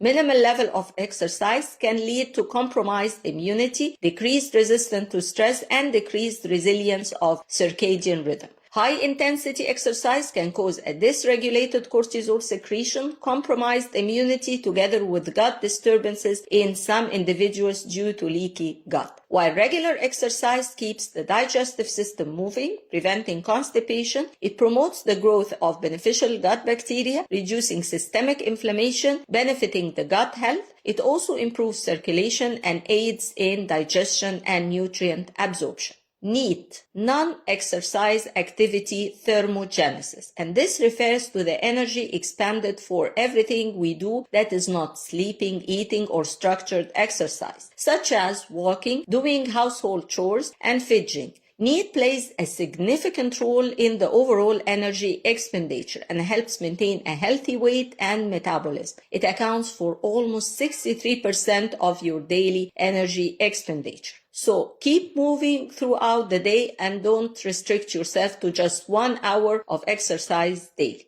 By understanding the different types of exercise and their benefits, now you should incorporate physical activity into your routine to support your gut health and the overall well-being. Focus on your need and get ready to groove and move for a healthier you. Welcome to lesson 28, rest and sleep. In this lesson, we're going to enjoy the beauty of rest and sleep and understand their importance to our health and well-being. Let's start by revealing the 7 types of rest, which are physical, mental, emotional, sensory, creative, social, and spiritual rests. The physical rest has two types. Passive, that includes sleep, lying down, and napping, while active form is yoga, stretching, and massages. Sleep is your ticket to good health and has 4 stages. Non-rapid eye movement stages 1, 2, and 3, and the rapid eye movement sleep. In non-rapid eye movement stage 1, this is the light sleep for few minutes when you drift in and out of sleep. Muscle activity slows and you might experience muscle twitching. In stage 2, slightly deeper sleep, heart rate slows and body temperature drops. And in stage 3 of non-rapid eye movement, there is deep sleep, also known as slow wave sleep. This is essential for the physical restoration and growth. Then we come to the rapid eye movement sleep, which is characterized by rapid eye movement, increased brain activity, and dreaming. This stage is crucial for cognitive functions and emotional regulation. Good quality sleep has a group of benefits for your body. It supports the muscle repair, boosts the immune system, regulates hormone, improves mood, enhances memory, reduces stress and anxiety with improved attention, decision-making, and problem-solving skills.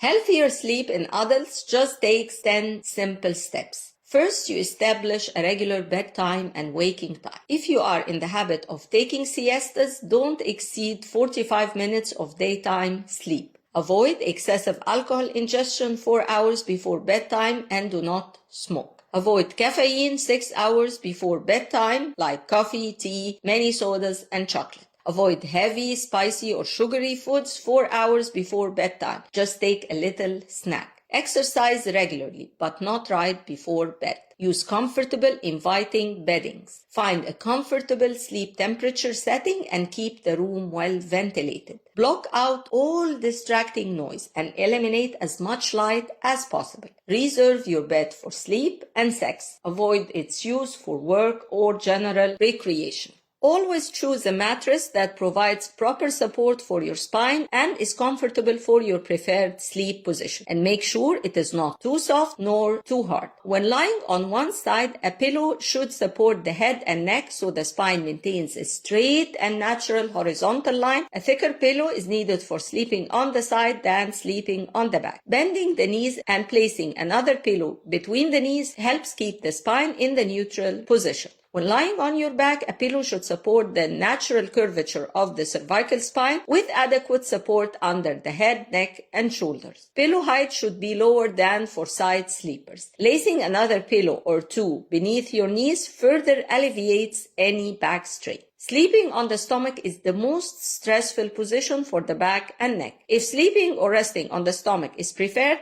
then a pillow should be relatively flat or the head should rest directly on the mattress, so the head and neck aren't strained. In this position, it is often best to place another relatively flat pillow under abdomen or pelvis to help the lower back keeps its natural alignment. A healthy gut microbiome plays a crucial role in sleep quality. The gut produces and regulates neurotransmitters such as serotonin, melatonin, short-chain fatty acids, and GABA, which influence sleep patterns and the circadian rhythm. Maintaining a balanced gut microbiome through a healthy diet and probiotics can help sleep quality. Poor sleep can disrupt the balance of gut bacteria, leading to digestive issues like bloating and constipation. Lack of sleep can increase inflammation in the gut, contributing to conditions like the irritable bowel syndrome. Self-deprivation can affect the digestive processes, leading to indigestion and poor nutrient absorption. Yoga, which is an active form of physical rest, promotes relaxation and reduces stress levels, improving the overall well-being, enhances flexibility, balance, and strength. Together with improved sleep, and certain yoga poses can stimulate digestion and relieve the GIT discomfort. Another type is the mental rest. You are taking a break from constant thinking and mental fatigue. Taking short breaks throughout the day and practicing mindfulness and setting aside time for activities that relax the mind can be beneficial. It improves concentration, reduces stress, and enhances the cognitive function. Sensory rest is by reducing sensory input from screens, bright light, and noise. This can be achieved by turning off devices, dimming lights, and seeking quiet environments. It prevents sensory overload, reduces headache, and improves your sleep quality. Creative rest involves activities that inspire and rejuvenate your creative side, such as spending time in nature, enjoying art, or engaging in hobbies that you love. It boosts creativity, enhances problem-solving skills, and reduces your burnout. Then comes the emotional rest, when you are allowing yourself to express and process emotions, seeking support from your trusted friends, family, or a therapist. Emotional rest improves emotional resistance, reduces stress, and enhances relationships. Spending time with supportive and positive people while setting boundaries with draining relationships is what we call social rest. It enhances the social connections, reduces feeling of loneliness, and boosts the overall happiness. Engaging in activities that give you a sense of purpose and connection, such as meditation, praying, or community service, is your spiritual rest. This final type of rest provides inner peace, enhances a sense of belonging, and promotes the overall well-being. Finally, let's look at the 12 tips to de-stress. Slow down, keep calm, be positive, take it easy, unplug, enjoy, have fun, breathe deeply, relax, go outside, smile, and meditate.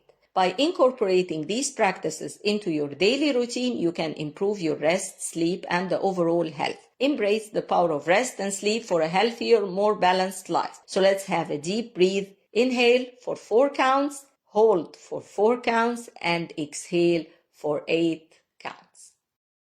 Welcome to section 4 and your third key, optimizing your gut, the microbiome magic. In the first lesson of section 4, lesson 29, we will continue with the gut microbiome story to fill in all the details and gaps. So, who is there and what are they doing? The gut microbiome consists of trillions of microorganisms, including bacteria, viruses, fungi, and other microbes. These microorganisms play a crucial role in maintaining gut health and your overall well-being. They reside mostly in the large intestine and perform a variety of functions essential for digestion, immunity, and the overall health. Several factors can influence the diversity and health of your gut microbiome, including diets rich in high fibers such as fruits, vegetables, and whole grains promote a diverse and healthy microbiome. Frequent use of antibiotics can disrupt the balance of gut bacteria. Your lifestyle, so factors like stress, your sleep quality, and physical activity have an impact on the gut health. Environmental factors, exposure to different microbes through your environment, and interactions with others can shape your microbiome. The 4 main types in your gut microbiome are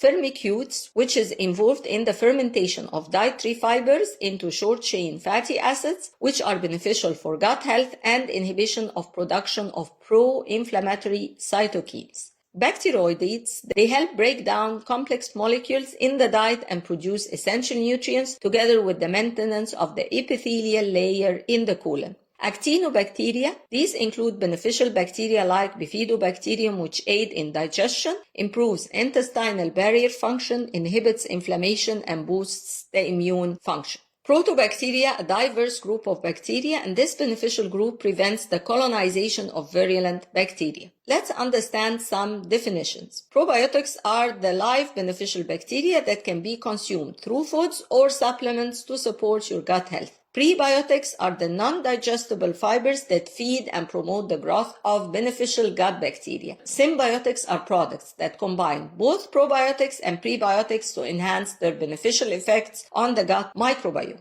Gut microbiome functions can be summarized into digestion. It aids in the breakdown of complex carbohydrates and fibers. Nutrient absorption. They enhance the absorption of essential nutrients like vitamins and minerals together with the biosynthesis of some, like vitamin K. They help modulate the immune system and protect against harmful pathogens. They influence the metabolic processes and energy balance. They produce and regulate hormones that affect mood, appetite, and the overall health.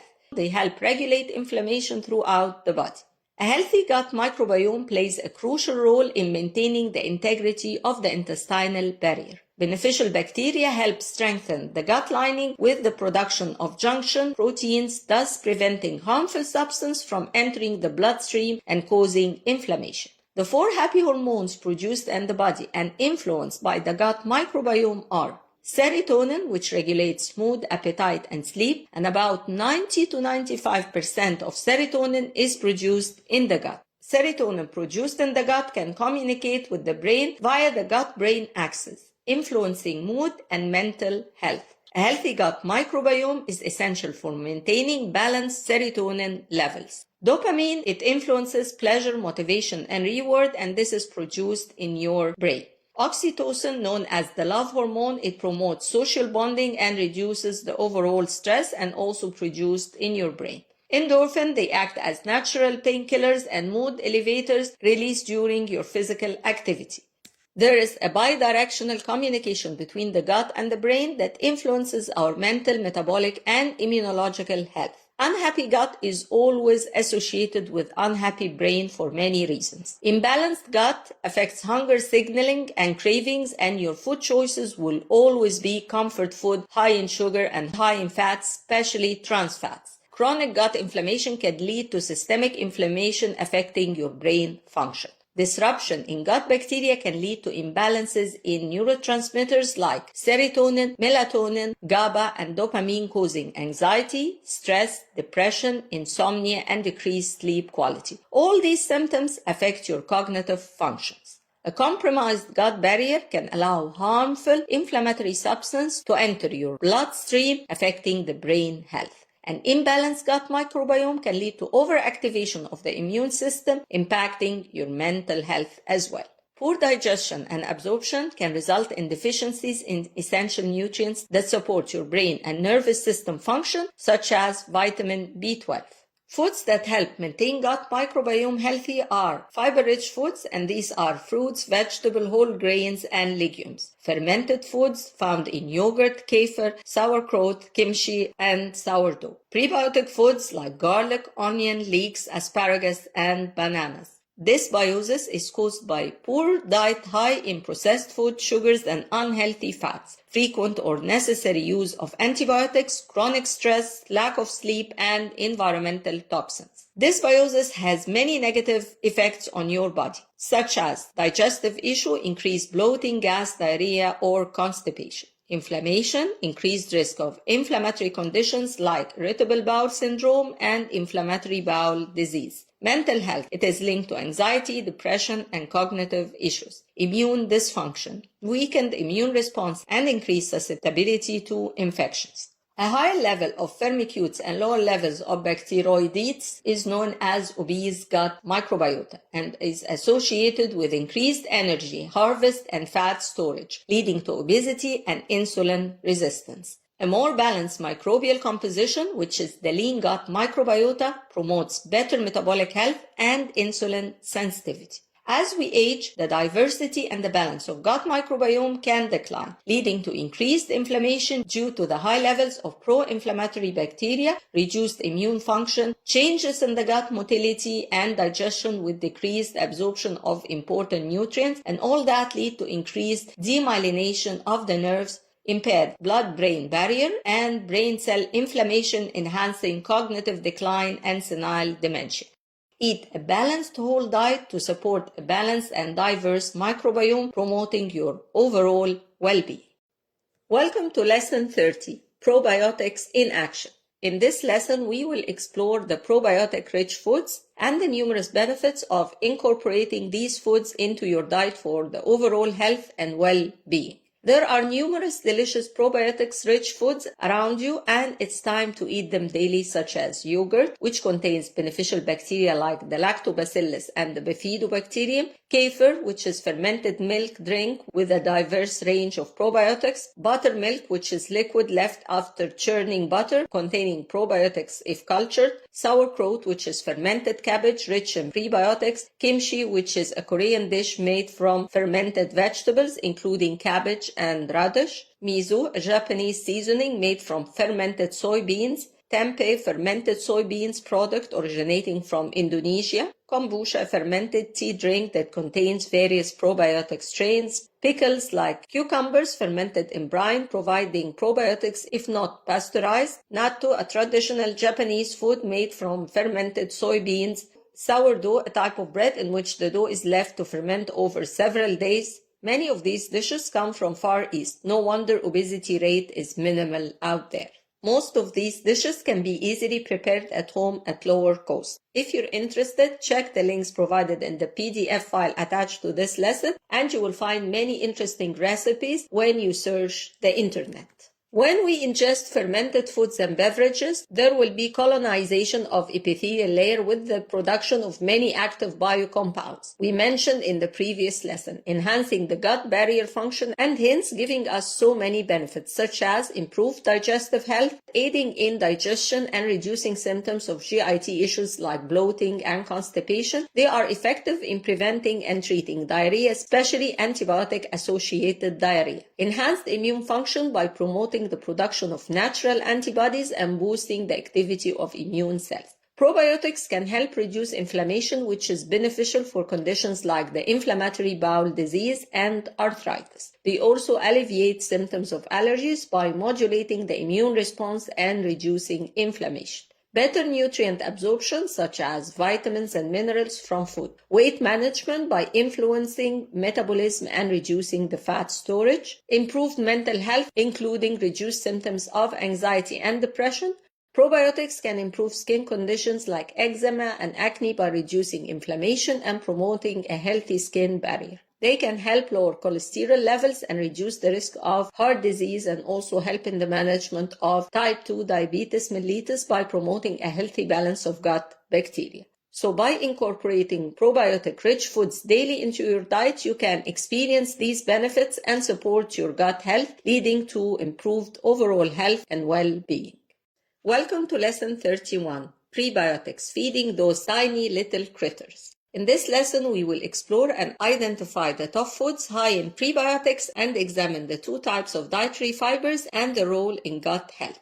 Prebiotics are non-digestible food components that promote the growth and the activity of beneficial bacteria in the gut. They act as food for probiotics, which are the good bacteria, helping to maintain a healthy balance of the gut microbiome. The top 12 foods high in prebiotics, which contain fibers such as inulin, beta-glucan, lignan, pectin, and fructooligosaccharides are garlic, onions, leeks, asparagus, bananas, legumes, artichokes, chicory leaves, seeds, berries, tomatoes, and leafy greens. There are two types of dietary fibers, soluble and insoluble fibers, and they are always found together, but there are some foods that contain more soluble and others contain more insoluble fibers. Soluble fibers are found in oats, barley, apples, flaxseed. They absorb water and form a gel-like substance that slows digestion, relieving constipation and promoting the growth of beneficial bacteria. They also promote satiety, lower cholesterol, and help control blood sugar as well. Insoluble fibers are found in whole grains, nuts, seeds, and vegetables. They add bulk to the stool and help food pass more quickly through the stomach and intestines, promoting regular intestinal movements. Prebiotics play a crucial role in supporting the gut microbiome by serving as food for beneficial bacteria, thus help in maintaining a healthy balance of the gut flora. When fermented by the gut microbiota, short-chain fatty acids are released which lower the colon pH, and this provides an anti-carcinogenic effect. They promote the overall health, enhance immune function, and reduce inflammation. The worst foods for gut health are processed foods that are high in unhealthy fats, sugars, and additives that can disrupt the gut microbiome. In addition, we have artificial sweeteners, red meat in excess, fried food, and limited amounts of fibers. To maintain a healthy gut, eat balanced, diversified whole foods daily and make your plate divided into 50% vegetables and fruits, 25% whole grains, and 25% protein. Do not forget proper hydration by drinking plenty of water throughout the day and eat vegetables and fruits with high water content. Welcome to Section 5 to focus on the final key to gut repair. In Lesson 32, Weld and Repair the Damages, we will fix the damages, plug those holes in our gut, and keep them sealed while exploring a group of food elements that can play an important role in the repair and maintenance of a healthy gut. The goal of gut repair is to heal the lining of the intestines and ensure the integrity of the gut barrier. This helps prevent leaky gut syndrome, where harmful substances can pass through the gut lining into the bloodstream, causing inflammation and other health issues. 7 elements with known powerful impact on gut will be discussed in the coming lessons, which are vitamins A and D, omega-3, zinc, glutamine, butyrate, and polyphenol. In addition to incorporating these gut-healing foods into your diet, it's important to maintain a balanced and healthy lifestyle to keep your gut in good condition. So let's have a quick look at each one of them.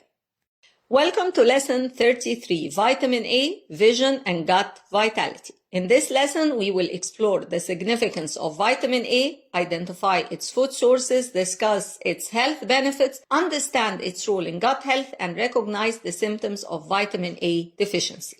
Vitamin A is found in animal and plant sources. Animal-based sources like beef and chicken liver, fish, fatty ones, dairy products, and eggs, particularly the egg yolks. Plant-based sources in the form of provitamin A carotenoids, and it is found in those plants that have an orange-yellow color like carrots, sweet potatoes, green leafy vegetables, spinach and kale, bell peppers, the red and yellow version, apricots, mangoes, and tomatoes. Vitamin A has a variety of health benefits. It is important for vision health, essential for maintaining good vision, supports the immune system, plays a crucial role in cell growth and differentiation, helps maintain healthy skin and prevents conditions like acne. It is vital for reproductive processes in both males and females. In addition, vitamin A modifies gut microbiota by promoting the growth of beneficial bacteria, thus maintaining the integrity of the intestinal lining, preventing harmful pathogens from entering the bloodstream, and reducing inflammation as it decreases the release of inflammatory factors. It also supports the mucosal immune response, which is crucial for defending against infections in the gut. Vitamin A deficiency symptoms may be night blindness, dry eye, dry skin and hair, acne, hyperkeratosis, frequent infections, poor wound healing, fatigue, insomnia, weight loss, together with impaired growth in children. By incorporating vitamin A-rich foods into your diet, you can support not only your vision, but also your overall gut health and immune function. Recognizing and addressing vitamin A deficiency is crucial for maintaining optimal health. Welcome to Lesson 34, Vitamin D Supporting Your Gut and Bone Health. In this lesson, we will explore the significance of vitamin D, identify its food sources, discuss who is at risk of vitamin D deficiency, understand its health benefits, examine its role in gut health, and recognize the symptoms of vitamin D deficiency. Sunlight is the main precursor for the synthesis of vitamin D by your skin. There are food sources of vitamin D such as fatty fish, salmon, mackerel, sardines, and tuna, cod liver oil, fortified foods, many dairy products, orange juice, and cereals are fortified with vitamin D, egg yolks, beef liver, and some types of cheese. Some people may be at risk of vitamin D deficiency. These are individuals with limited sun exposure, those living in high latitude areas, or people who spend most of their time indoors, or those who wear covering clothing for cultural reasons. Older adults, as the skin's ability to produce vitamin D decreases with age. People with darker skin, the higher levels of melanin reduce the skin's ability to produce vitamin D from sunlight. Individuals with malabsorption issues like Crohn's disease, celiac disease, and cystic fibrosis that impair the absorption of vitamin D. Pregnant and lactating women, exclusively breastfed infants, breast milk alone may not provide enough vitamin D, especially if the mother is deficient. Obese individuals, higher body fat can sequester vitamin D, making it less available to the body. Vitamin D has several health benefits. It is essential for calcium absorption and bone mineralization, reducing the risk of osteoporosis and fractures. It is essential for strong teeth as well. It enhances the brain development, enhances the pathogen-fighting effect of the white blood cells that are important parts of your immune defense, and it may have anti-cancer effects. It is important for mood regulation, and low levels of vitamin D is linked to increased risk of depression. It helps maintain muscle strength and function, reducing the risk of falls in older adults. It may help regulate blood pressure and reduce the risk of heart disease. Vitamin D plays an important role in gut health by maintaining the gut barrier integrity through the support of healthy tight junctions that keep epithelial cells tightly placed, maintaining the lining of the gut and preventing harmful substances from entering the bloodstream. It helps regulate the immune system, reducing the risk of inflammatory gut conditions, and in addition, it influences the composition and the diversity of gut microbiome, promoting the growth of beneficial bacteria. Some symptoms may be suggestive of deficiency of vitamin D, and they are diverse, such as bone pain and muscle weakness, increased susceptibility to infections, fatigue and tiredness, mood changes, impaired wound healing, dry skin, hair loss, obesity, and digestive problems. By incorporating vitamin D-rich foods into your diet, ensuring adequate sun exposure, and considering supplement if necessary, you can support your bone and gut health together with your overall well-being. Recognizing and addressing vitamin D deficiency is crucial for maintaining optimal health.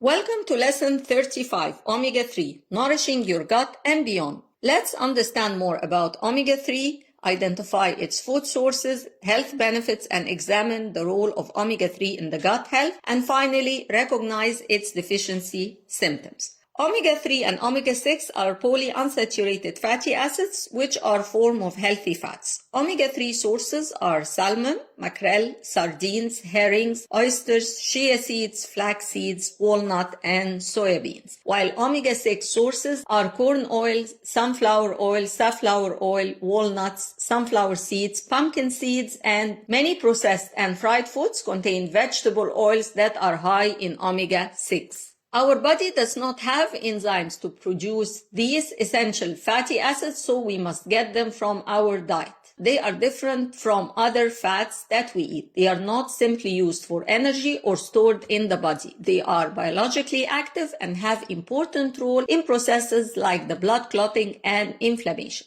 Both omega-6 and omega-3 don't have the same effects. Scientists believe that omega-6 are pro-inflammatory, which means they enhance inflammation, while omega-3 are anti-inflammatory. Of course, inflammation is essential for our survival as it helps protect our body from infection and injury, but it can also cause severe damage and contribute to disease when it is chronic or excessive. In fact, chronic inflammation may be one of the leading causes of the most severe modern diseases, including heart disease, metabolic syndrome, diabetes, arthritis, Alzheimer's, and many types of cancer. Nowadays, modern Western diets typically have an omega-6 to omega-3 ratio, which is much higher than is ideal for our bodies. We are eating way too much omega-6 sources than omega-3 sources, so we need to consume less omega-6 rich oils and more of the omega-3 sources like the fish and grass-fed meat, which will help us a lot. So let's concentrate on the omega-3 health benefits. It promotes the heart health as it reduces triglycerides, lowers your blood pressure, and decreases the risk of heart disease. As we said, it helps reduce chronic inflammation, which is linked to many diseases. It supports the cognitive function, enhances memory, and reduces the risk of many neurodegenerative diseases. It is important for maintaining good vision and reducing the risk of macular degeneration. It also alleviates the symptoms of depression, anxiety, supporting the overall mental well-being. It reduces symptoms of arthritis and joint pain. In addition, it may prevent cancer and may reduce the incidence of ADHD in children. In the cells, ALA,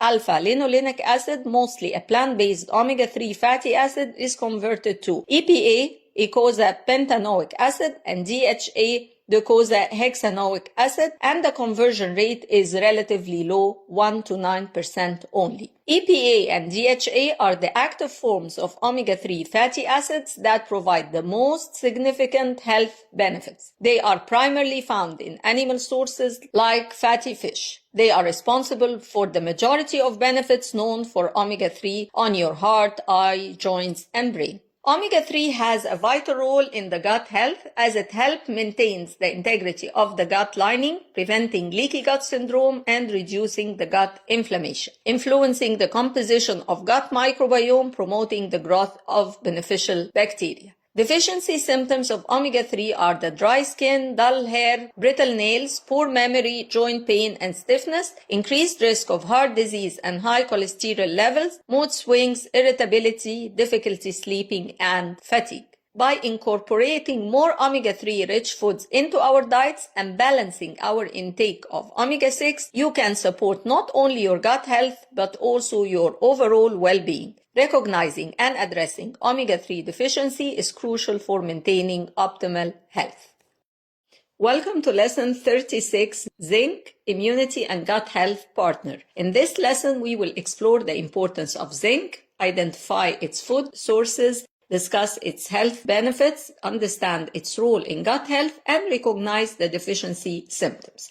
There are two food sources of zinc: animal-based sources such as oysters, red meat, particularly the beef and lamb, chicken and turkey, seafood like crab, lobsters, and shellfish, together with dairy products like milk, cheese, and yogurt, and eggs. The plant-based sources like legumes, chickpeas, lentils, and beans, nuts and seeds, pumpkin seeds, sesame seeds, and cashews. Whole grains like the quinoa, oats, brown rice, vegetables, spinach, mushrooms, and kale. And in-fortified foods such as some cereals and plant-based milk alternatives. Zinc has so many health benefits. Zinc is necessary for the synthesis of proteins and DNA, which are crucial for growth and cell division. It is also essential for normal growth and development during pregnancy, childhood, and adolescence. It is crucial for the proper function of immune cells and the regulation of immune responses, helping the body fight off infections and viruses. It plays a vital role in collagen synthesis, cell division, and inflammation reduction, which are essential for wound healing and tissue repair.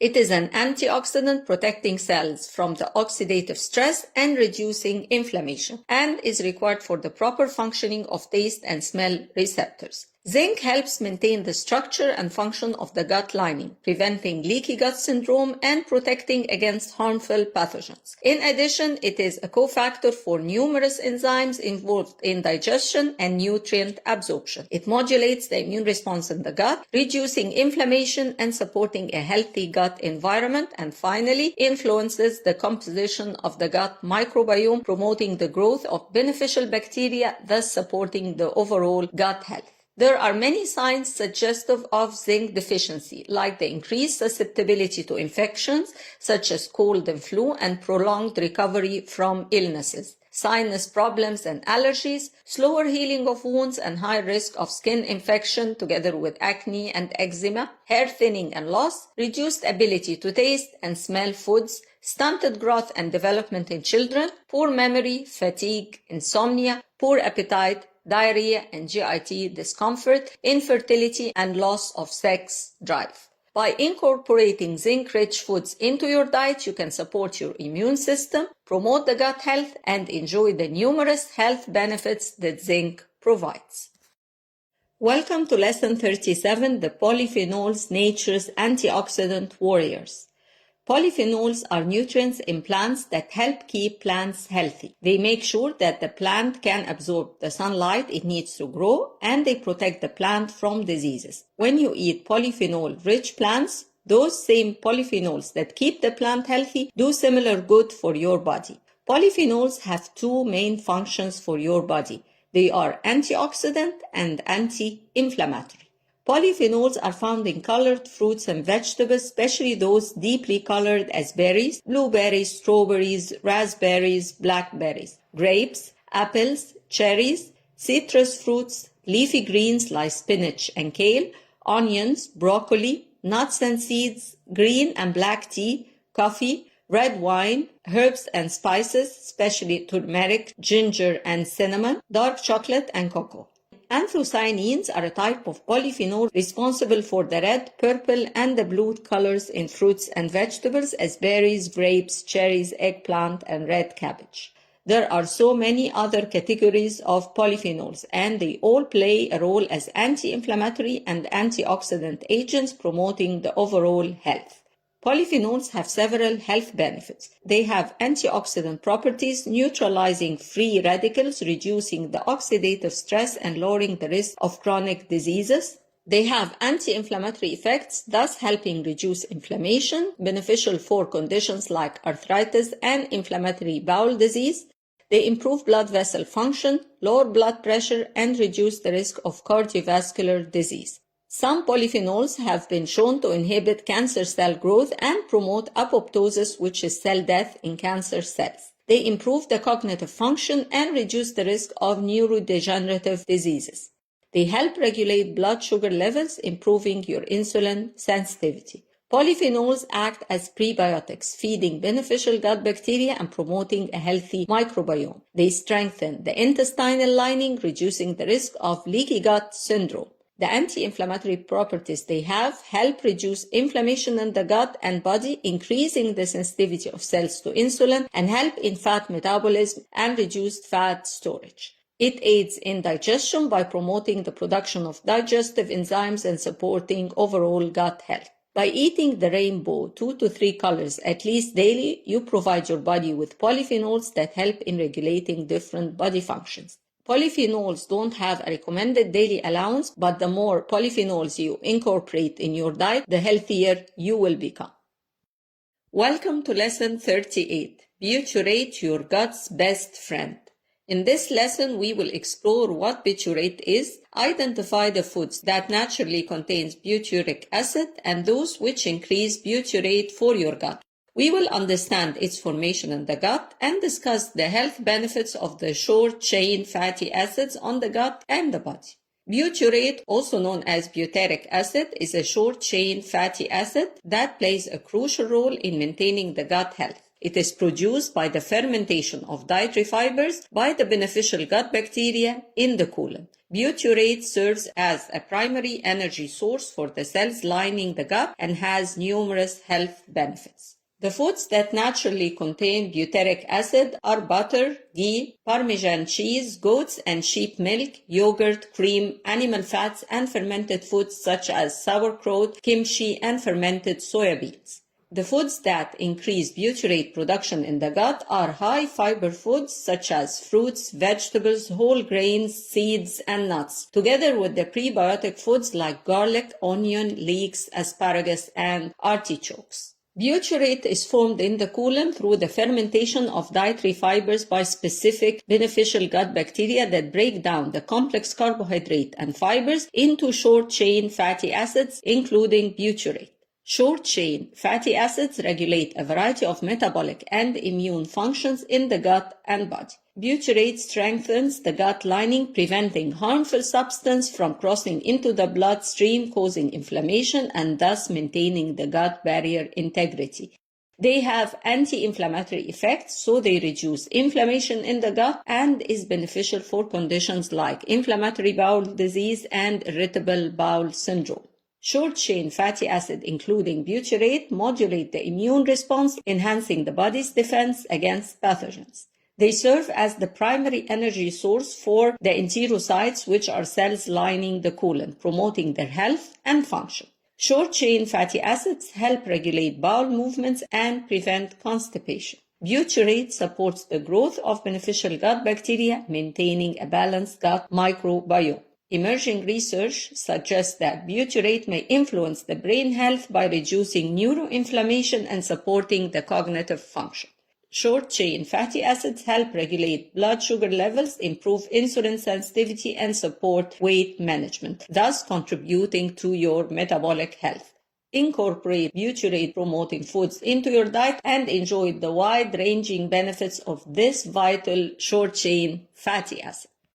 Welcome to Lesson 39, Glutamine, the Gut Repair Superstar. And it is the last element we are going to discuss that helps with your gut repair. Let's go. Glutamine is an amino acid produced by the body and found in all protein-rich foods. The animal-based sources are meat, pork, chicken, fish, and seafood, milk and dairy products together with eggs, while the plant-based sources are legumes, nuts and seeds, whole grains, vegetables as spinach and cabbage and beets, and in some fermented food as miso and tempeh. To some extent, glutamine stimulates the activation of some hormones such as GLP-1, glucagon-like peptide 1, GIP, gastric inhibitory peptide, and PYY, peptide YY, which play important role in the body on adipose tissue, brain, liver, and pancreas. They enhance insulin secretion, inhibit the glucagon release, and slow gastric emptying while decreasing gastric acid secretion. They reduce appetite by increasing satiety signals, slowing gastric emptying, and inhibiting gut motility. They improve glucose and lipid metabolism.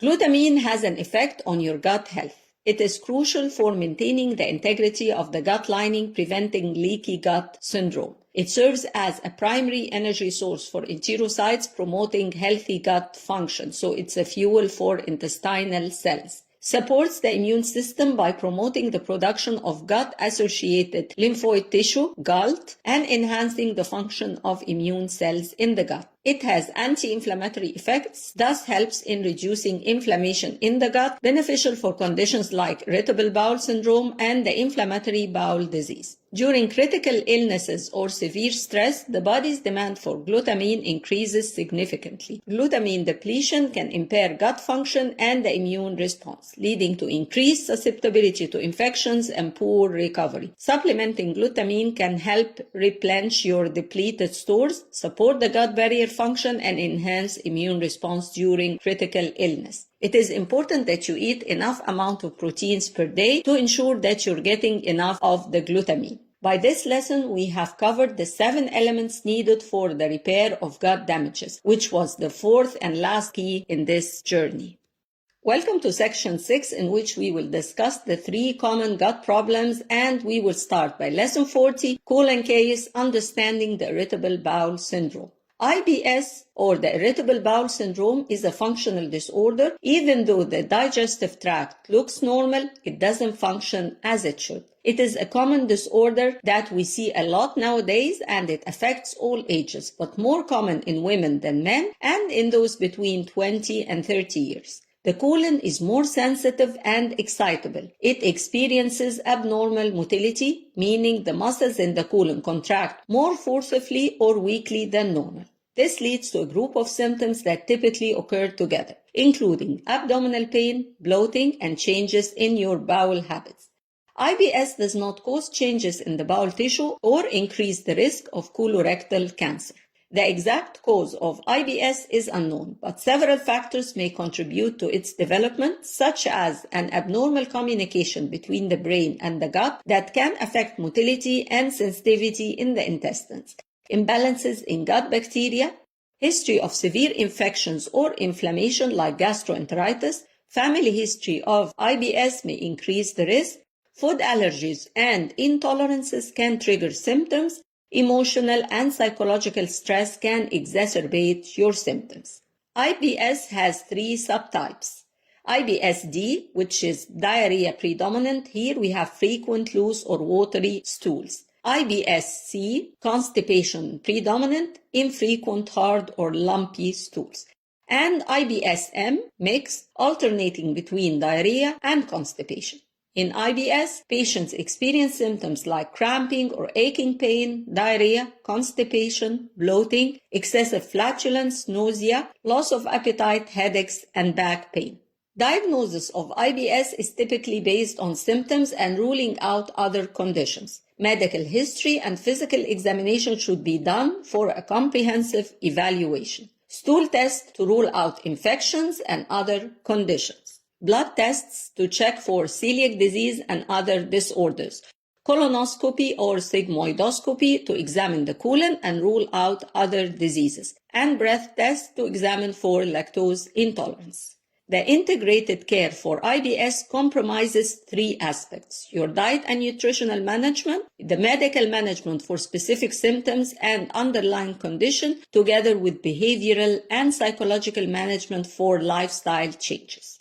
A diet low in fermentable oligosaccharides, disaccharides, monosaccharides, and polyols, FODMAP, is well tolerated with IBS. Eat vegetables like lettuce, carrot, and cucumber, fruits like strawberries, pineapples, and grapes, proteins like chicken, eggs, tofu, fats, oils, butter, and peanuts, and as for starches, cereal, and grains, eat potatoes, tortilla chips, and popcorn, while avoiding vegetables like garlic, beans, and onion, fruits like blackberries, watermelon, and peaches. Protein, avoid sausages, battered fish, breaded meats, and for fats, avoid almonds, avocado, pistachio, while the starches, cereals, and grains you should avoid are beans, gluten-based bread, and muffins. Recommended diet for IBS constipation dominant is to eat more of the whole grain cereals, sweet potatoes, skinless chicken, pears, and prune juice. While for the IBS diarrhea dominant, eat more of the cod, lean meat, white pasta, oatmeals, and bananas. When having IBS, there are things you should do, like try eating smaller meals more often, track your symptoms and diet to identify any offending foods with a professional, discuss any diet modification with the healthcare providers. And the things you shouldn't do is to eat meats that overstimulate the gut, which are large or high in fat, rush through the meals, skipping breakfast, especially if you are constipated. Everyone's experience with IBS is different. Symptoms may last for hours or days, or in some people for weeks. They also change over time and can be less or more severe. Living with IBS can be really challenging, but with proper management, individuals can lead fulfilling lives. Understanding your triggers, maintaining a healthy diet, managing stress, and following a treatment plan can help a lot to control your symptoms and improve the quality of life. So by understanding IBS and implementing the management strategies, individuals can take control of their symptoms and improve their quality of life. Welcome to Lesson 41, Battling Crohn's, Strategies for a Healthy Gut. In this lesson, we will start discussing one of the two inflammatory bowel diseases, Crohn's disease, to understand more about how it affects your gut and the ways to prevent and treat.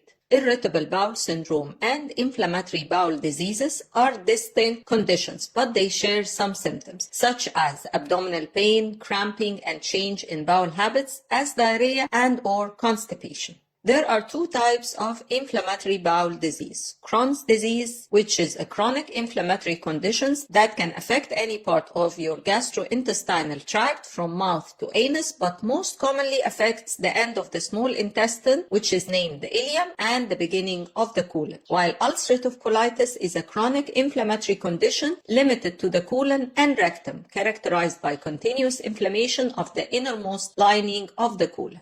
Let's look at both Crohn's versus the ulcerative colitis. Inflammation can affect all layers of the bowel wall in Crohn's, while is limited to the innermost lining of the colon in ulcerative colitis. Bleeding is common with ulcerative colitis and is uncommon in Crohn's. Pain is typically in the lower left abdomen in the ulcerative colitis and the lower right abdomen in Crohn's. In Crohn's disease, the immune system mistakenly attacks the healthy tissue, leading to inflammation affecting all layers of the intestinal wall. This inflammation can cause thickening of the intestinal wall and narrowing of the intestinal passage, formation of stricture, formation of ulcers and fistulas, which are abnormal connections between the different parts of the intestines or between the intestine and other organs, followed by scarring and fibrosis over time. There are several symptoms accompanying the Crohn's disease, like abdominal pain, which is often in the lower right abdomen, frequent and urgent bowel movements, which is diarrhea. Weight loss is due to the malabsorption of nutrients.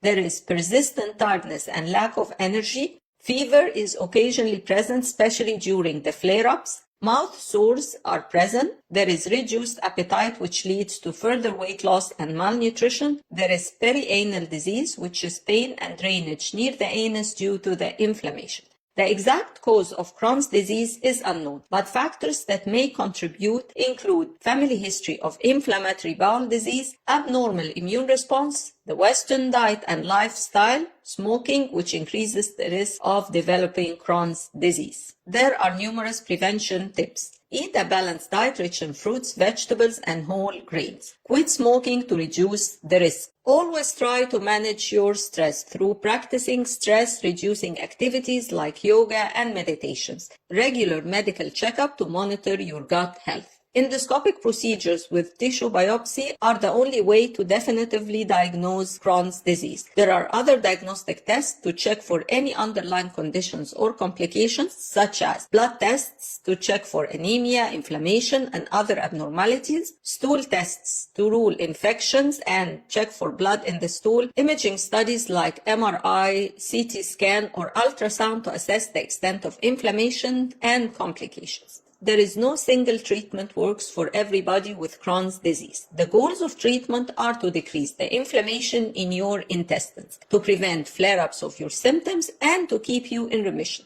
Doctors treat Crohn's disease with medicines such as anti-inflammatory drugs, immune system suppressant, antibiotics, biologics, pain relievers, supplements, together with bowel rest and surgery. When you have Crohn's, eat the following foods: lean proteins like chicken, turkey, fish, and eggs, low-fiber fruits and vegetables like bananas, peeled apples, cucumbers, and squash, refined grains like white rice, white bread, and pasta, dairy alternatives like lactose-free milk, almond milk, and soy milk. Drink plenty of water and herbal teas to provide proper hydration. Foods to avoid are high-fiber foods like raw vegetables, whole grains, nuts, and seeds. Dairy products, if you have lactose intolerance, avoid milk, cheese, and yogurt. Fatty foods like fried foods, fatty meals, and creamy sauces. Spicy foods, they can irritate your digestive tract. Caffeine and alcohol, they can exacerbate your symptoms. So by understanding Crohn's disease and implementing your management strategies efficiently, individuals can take control of their symptoms and improve their quality of life. Welcome to lesson 42, ulcerative colitis, tackling the gut inflammation. And in this lesson, we will continue with the inflammatory bowel disease and cover ulcerative colitis. The exact cause of ulcerative colitis is unknown, but it is believed to involve a combination of factors such as family history of ulcerative colitis or other autoimmune diseases, abnormal immune response attacking the lining of the colon, stress, Western diet, excessive use of non-steroidal anti-inflammatory drugs, and possibly infections. In ulcerative colitis, the immune system mistakenly attacks the lining of the colon, leading to inflammation and ulceration of the innermost layer. Inflammation can be continuous and widespread, affecting large sections of the colon. There are several types of ulcerative colitis. Ulcerative proctitis, which is inflammation limited to the rectum. Proctosigmoiditis, which is inflammation affecting the rectum and part of the sigmoid colon, which is the lower end of the colon. Distal colitis, which is inflammation affecting the rectum and all of the sigmoid colon. Subtotal colitis, which is inflammation extending from the rectum up to the splenic flexure, which is the bend in the colon near the spleen. Pancolitis, which is inflammation affecting the entire colon. Ulcerative colitis has several stages. Mild, which is occasional diarrhea, minimal abdominal pain, little or no blood in stools. We have moderate ulcerative colitis, which is frequent diarrhea, abdominal pain, and noticeable blood in the stools. And the severe type, where we have persistent diarrhea with severe abdominal pain, significant weight loss, and heavy bleeding. There are many symptoms associated with ulcerative colitis like bloody stools, diarrhea, rectal pain, abdominal pain, urgency to defecate, chronic fatigue, unintended weight loss, reduced appetite, fever, dehydration, nutritional deficiencies, eye pain, joint pain, anemia, and liver diseases. Diagnosis is by endoscopic procedures with tissue biopsy are the only way to definitive diagnosis. Other types of tests help rule out complication or other forms of inflammatory diseases such as the Crohn's disease.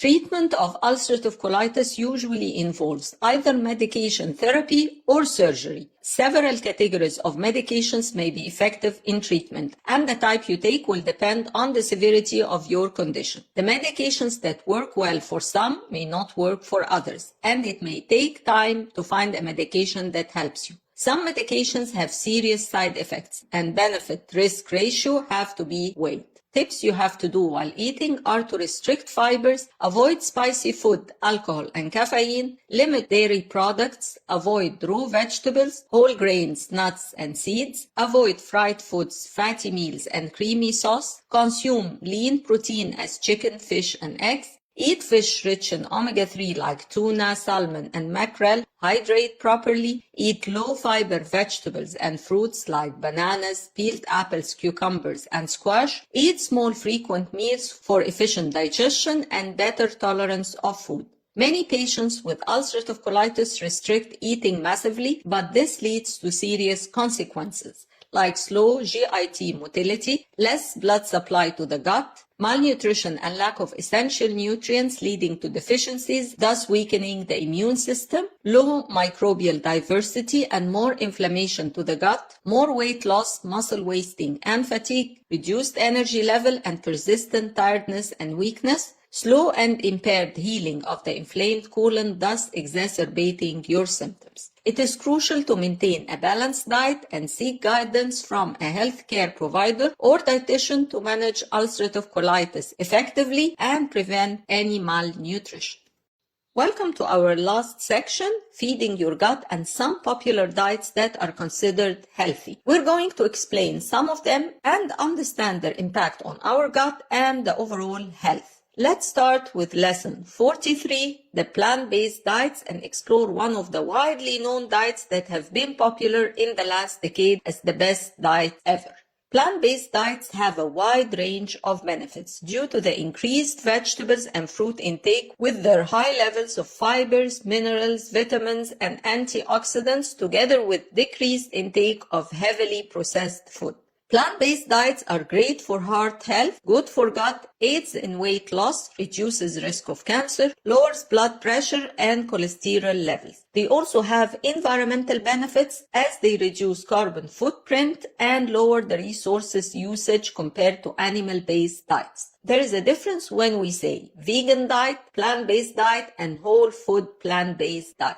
Vegan diet excludes all animal products, meat, dairy, eggs, honey. It focuses on ethical reasons, animal welfare, and environmental concerns. Only foods from plant origins are consumed, such as vegetables, fruits, grains, legumes, nuts, and seeds. Then we have plant-based diet. This emphasizes whole, minimally processed plant foods, but not necessarily exclusion of all animal products, like the vegetarian diet focusing on health benefits. Primarily, plant foods are consumed, but may include processed foods like sweets and small amounts of animal products. Whole food plant-based diet, this excludes processed foods and focuses on whole unrefined plant foods. It aims for optimal health and nutrition. Foods consumed are whole grains, fruit, vegetables, legumes, nuts, seeds, and small amounts of animal products. It avoids completely refined sugars, oils, and processed foods.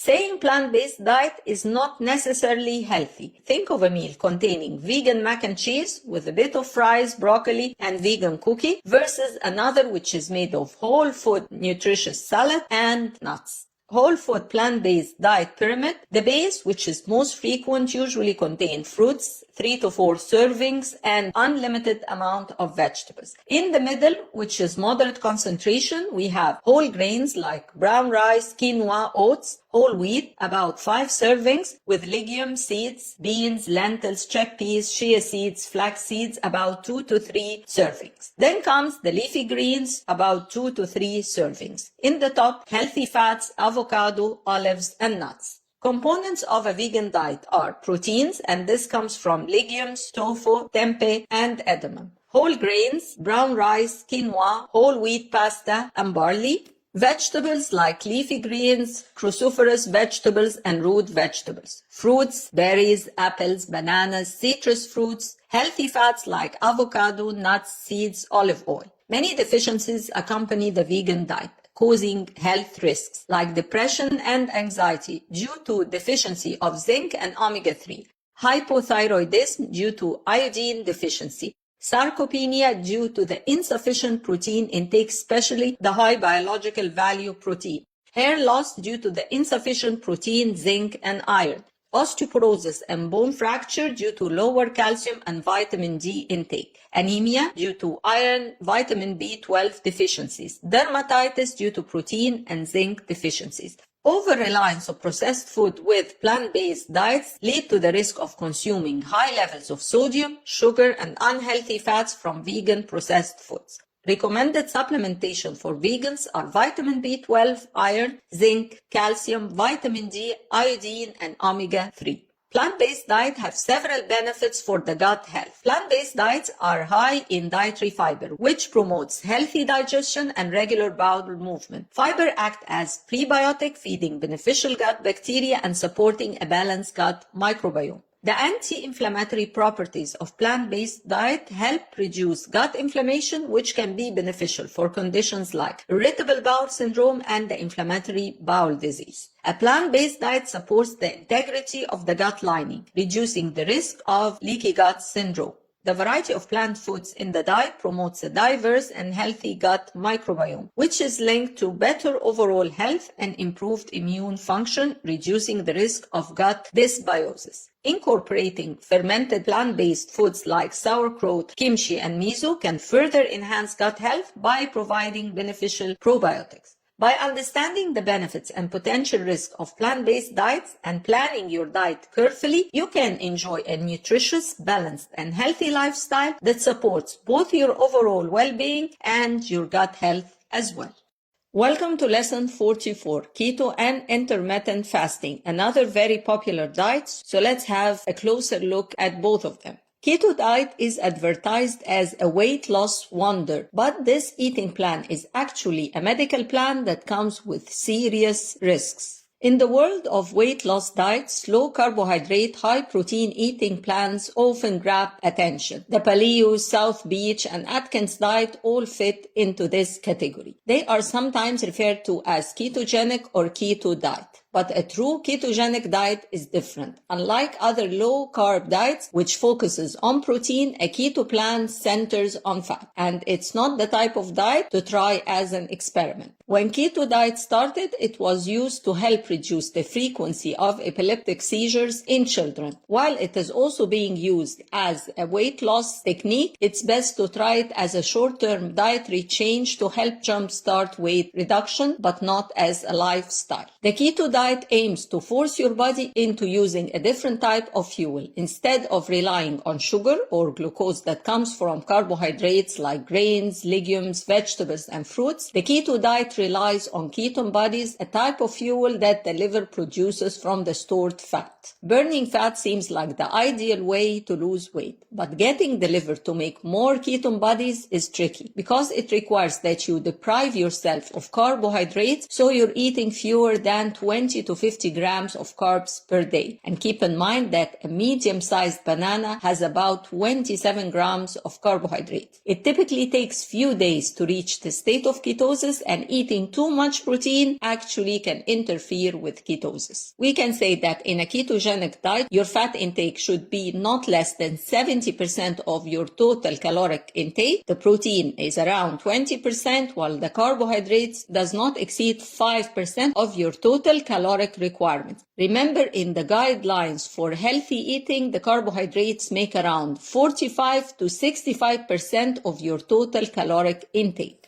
In the ketogenic diet, you actually need to eat fats in every meal of the day. So if we look at the keto diet pyramid, at the base, which is level 5, there are fatty cuts of meat, eggs, and fatty fish. You need 1 to 2 palm-sized portions per meal. Then at level 4, we have leaner cuts of meat and seafood. You need 1 to 1.5 palm-sized portions per meal. And in level 3, you have low-carb vegetables like the leafy greens and high-fat fruits like avocado, you take 1 to 2 handfuls per meal. Level 2, you have full-fat, low-carb dairy, around 1 to 2 servings per meal. And at the top of the pyramid, which is level 1, you can have keto-friendly, low-fat fruits, around 1 palmful per day. So we can say that the foods to eat on keto diet are avocado, coconut oil, olive oil, butter, ghee, high-fat meat, fatty fish, eggs, poultry, spinach, kale, broccoli, cauliflower, zucchini, full-fat cheese, cream, butter, almonds, walnuts, chia seeds, flax seeds, berries, and avocado. And foods to avoid completely on the keto diet are soda, candy, desserts, bread, pasta, rice, cereals, beans, lentils, chickpeas, apples, bananas, oranges, carrots, potatoes, beets, processed oils, margarine, and trans fats. Actually, you need to eliminate most kinds of vegetables and fruits. The keto diet is a low-carb, high-fat diet designed to induce a metabolic state called ketosis. In ketosis, the body burns fat for fuel instead of carbohydrates, leading to the production of ketones. This state can help with weight loss, improved energy levels, and support mental clarity. Symptoms of ketosis include increased thirst, dry mouth, bad breath, reduced hunger, change in exercise performance, and flu-like symptoms. Keto has many side effects. The very common ones are frequent urination, sweet cravings, bad breath, and flu-like symptoms, while the common ones are sleep issues, constipations, and diarrhea, and not very common, disrupted menstrual cycle, nutritional deficiencies, and higher cholesterol level. Those who should avoid totally the ketogenic diet are pregnant and lactating females, elderly patients, patients with hyperlipidemia or dyslipidemia, liver failure, disorders of fat metabolism, patients with kidney stones, patients with nutrition deficiencies. And the common deficiencies you may get with keto dieting are fibers, vitamin B1, vitamin B6, vitamin B7, calcium, iron, magnesium, phosphorus, sodium, and potassium. Keto diet may reduce inflammation and help treat some digestive disorders, but the low fiber intake can negatively affect the diversity and the composition of gut bacteria and lead to digestive issues like constipation. Then we come to intermittent fasting. Actually, it is an eating pattern that cycles between periods of fasting and eating. It does not specify which foods to eat, but rather when to eat. There are several types of intermittent fasting. 16-8 method. Here you fast for 16 hours and eating within an 8-hour window. 5-2 diet. Eating normally for 5 days and restricting calories to just 500 to 600 for 2 non-consecutive days. We have the eat, stop, eat, fasting for 24 hours once or twice a week. Alternate day fasting, alternating between fasting days and eating days. The warrior diet, eating small amounts of raw fruits and vegetables during the day and having one large meal at night.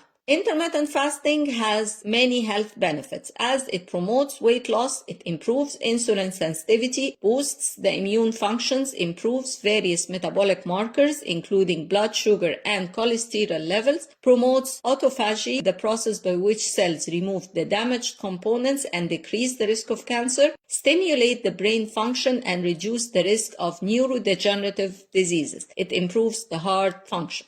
Let's look at the pros and cons of intermittent fasting. It simplifies meal planning and reduces the need for a constant meal preparation. It may improve metabolic health and promote weight loss. It's a great way to manage your hunger, while it may lead to binge and overeating if it is not carefully managed. Evidence-based medicine has stated that it is not better than normal caloric restriction over the long time.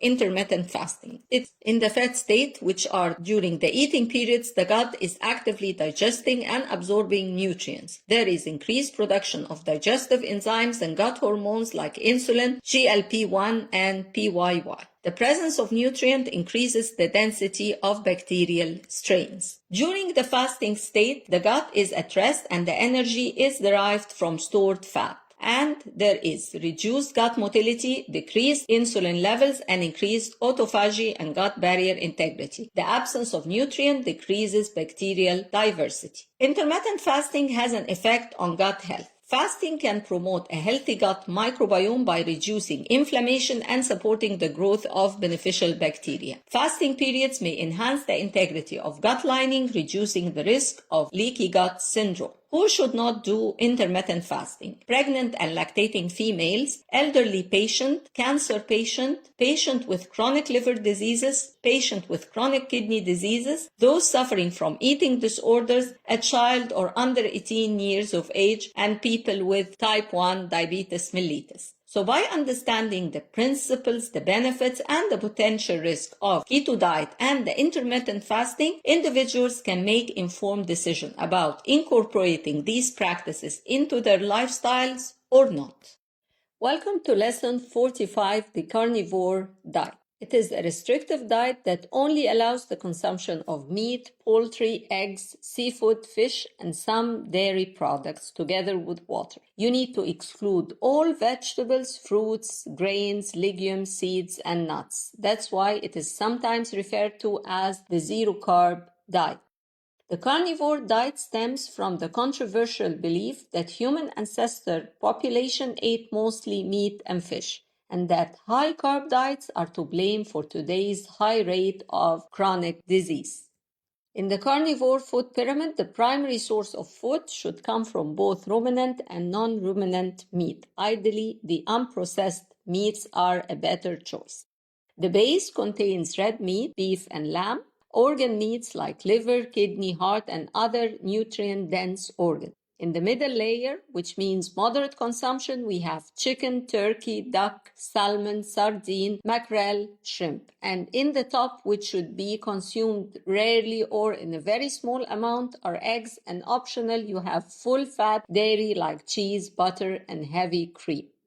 Many health benefits have been listed, but many of them need justifications. These benefits include weight loss. High protein intake promotes satiety, reducing the overall caloric consumption and aiding weight loss. We have improved mental clarity due to stable blood sugar levels, and the absence of carbohydrates can enhance cognitive function and mental clarity. Enhanced digestive health. For some individuals with digestive issues may find relief from symptoms by eliminating plant-based foods that can cause irritation, and increased muscle mass, stable energy level, and stronger bones.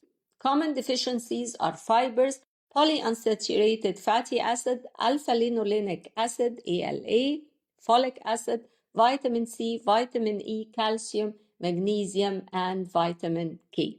There is a drastic reduction in the intake of dietary fibers, which are the fuel for gut bacteria producing the short-chain fatty acids like butyrate, which are essential for the gut health. A lack of fiber can lead to a decrease in the microbial diversity and have negative effects on the gut barrier, which protects us from harmful pathogens. Lack of fiber may also lead to constipation and other digestive issues.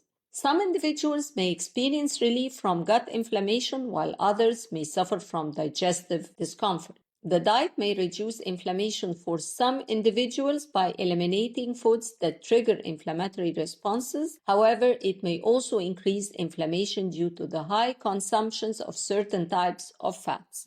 Up till now, there are no controlled studies to support the claims that the carnivore diet can help eliminate health issues. It lacks beneficial nutrients, including fiber and plant compounds like antioxidants, and it may be unsafe for some people. Should you follow a carnivore diet or not? You have to think wisely to make the correct decision that really suits you.